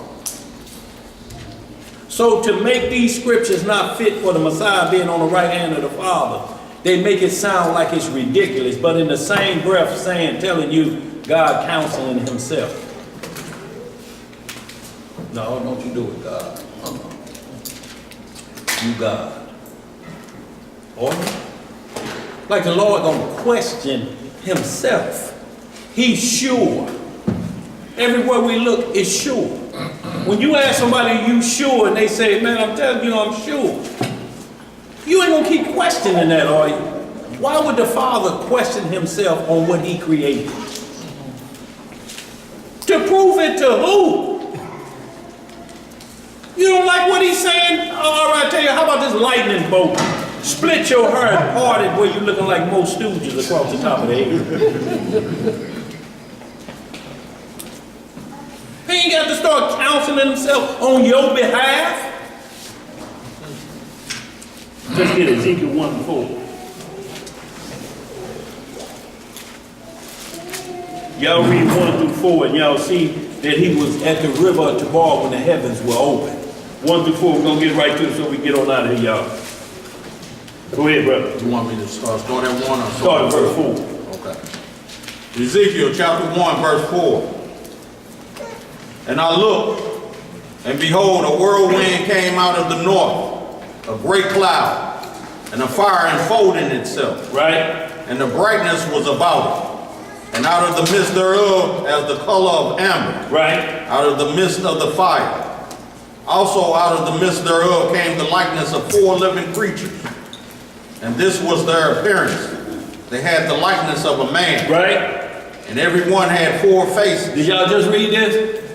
So we understand, we just read that Revelation 4 and 4, talking about these beasts, the 4 faces. So what we're seeing here, this is an Old Testament prophecy as well as the New. So it ain't like John seeing something after an event. This is Ezekiel seeing the same thing. Go ahead, bro, read some more. Verse 6.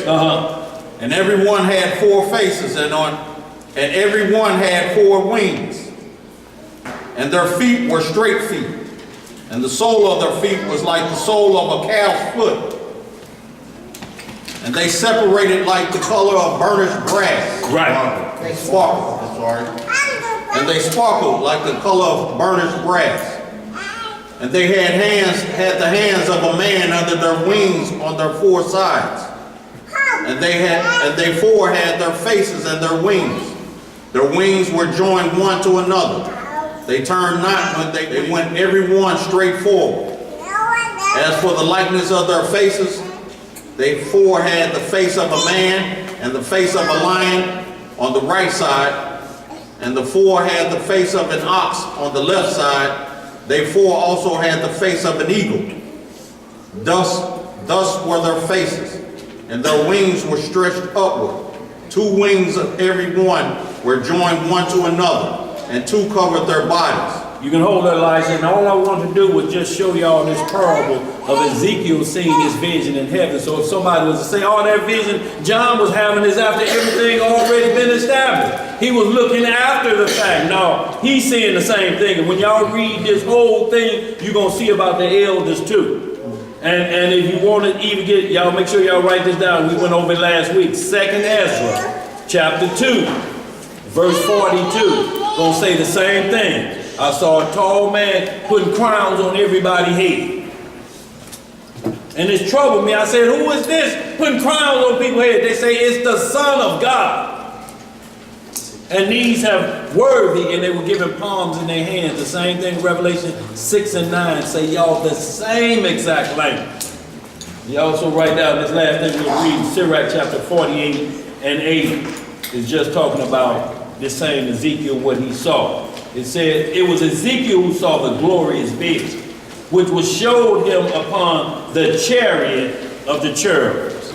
So when y'all seen Independence Day and Will Smith hit that beast that he pulled out of there and called himself knocking it out and dragging it back, y'all remember that scene when the spaceship crashed? See, they know what those beasts are that drive those ships, or what we call UFOs, different things. That's their job. That's what they are there for. They'll do things like that. So when he pulled that out, that's where the writer got that from, out of here. So he's seen the beast with them many different faces, but he done took control of it and dragged it like they go with one punch. See, that's how arrogant this mindset have become, sinful man, that you talk about their technology is so great and they're far above us, but you can hit them with one blow and knock out one of these that's sitting around the throne. So they have to make it look like it's an alien attack versus what we read right here. It's going to be an alien attack, all right, but that's anything foreign to the air we breathe and the way we live. It will be considered an alien. The Mexicans jumping over the border is called aliens, ain't it? So, no, and this is why they're saying they look like this. If you saw the movie that, what's the boy that cussed out them Jews that played, did the Passion of Christ? Mel Gibson. Mel Gibson. He did one called Signs. And you'll see the beast that he was at war with, and they beat up a beast. Throw water on him, that killed him. See, it's like just telling this earth, y'all don't have to worry about they ain't gonna win. They ain't gonna win because, see, they don't know we got water. They ain't that smart yet. But they that intelligent that they can move between the speed of light. And if you move between the speed of light, you get into the next galaxy, so to speak. Because light is 187,000 miles a second is the speed of light. Sound 600 miles per hour or Mach 1. You probably got some up there. The fighter jets Mach 3, so that's about 1,800. But we're talking about 187,000 miles a second is the speed of light. You get into that, you're into the next realm of the universe. That's what they're trying to do with the CERN machine, y'all. They're trying to get that and find that. They say it's almost to the speed of light. It's nearly there.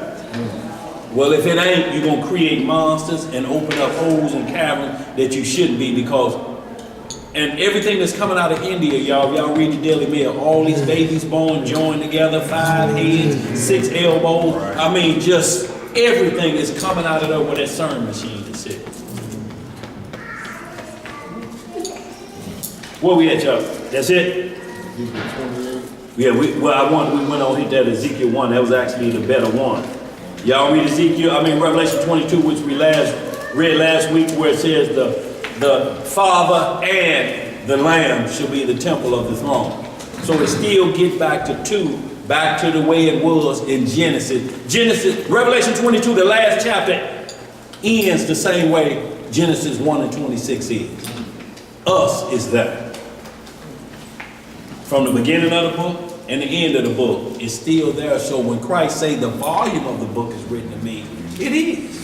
From Genesis 1:26 to Revelation 22 and 4 says the same exact thing, and everything else is in the middle of it. That's why he's the first and the last. That's right. He's not saying he's the Father. He just been there before our existence. And he's going to be there after. So why can't he call himself the first and the last along with the Father? He was there. Anybody got any questions or concerns before we close out? Got a couple of announcements to make. Good understanding. I hope y'all can say amen. Amen. Right, and for understanding again, y'all, it's on film, so y'all can go back and check it out.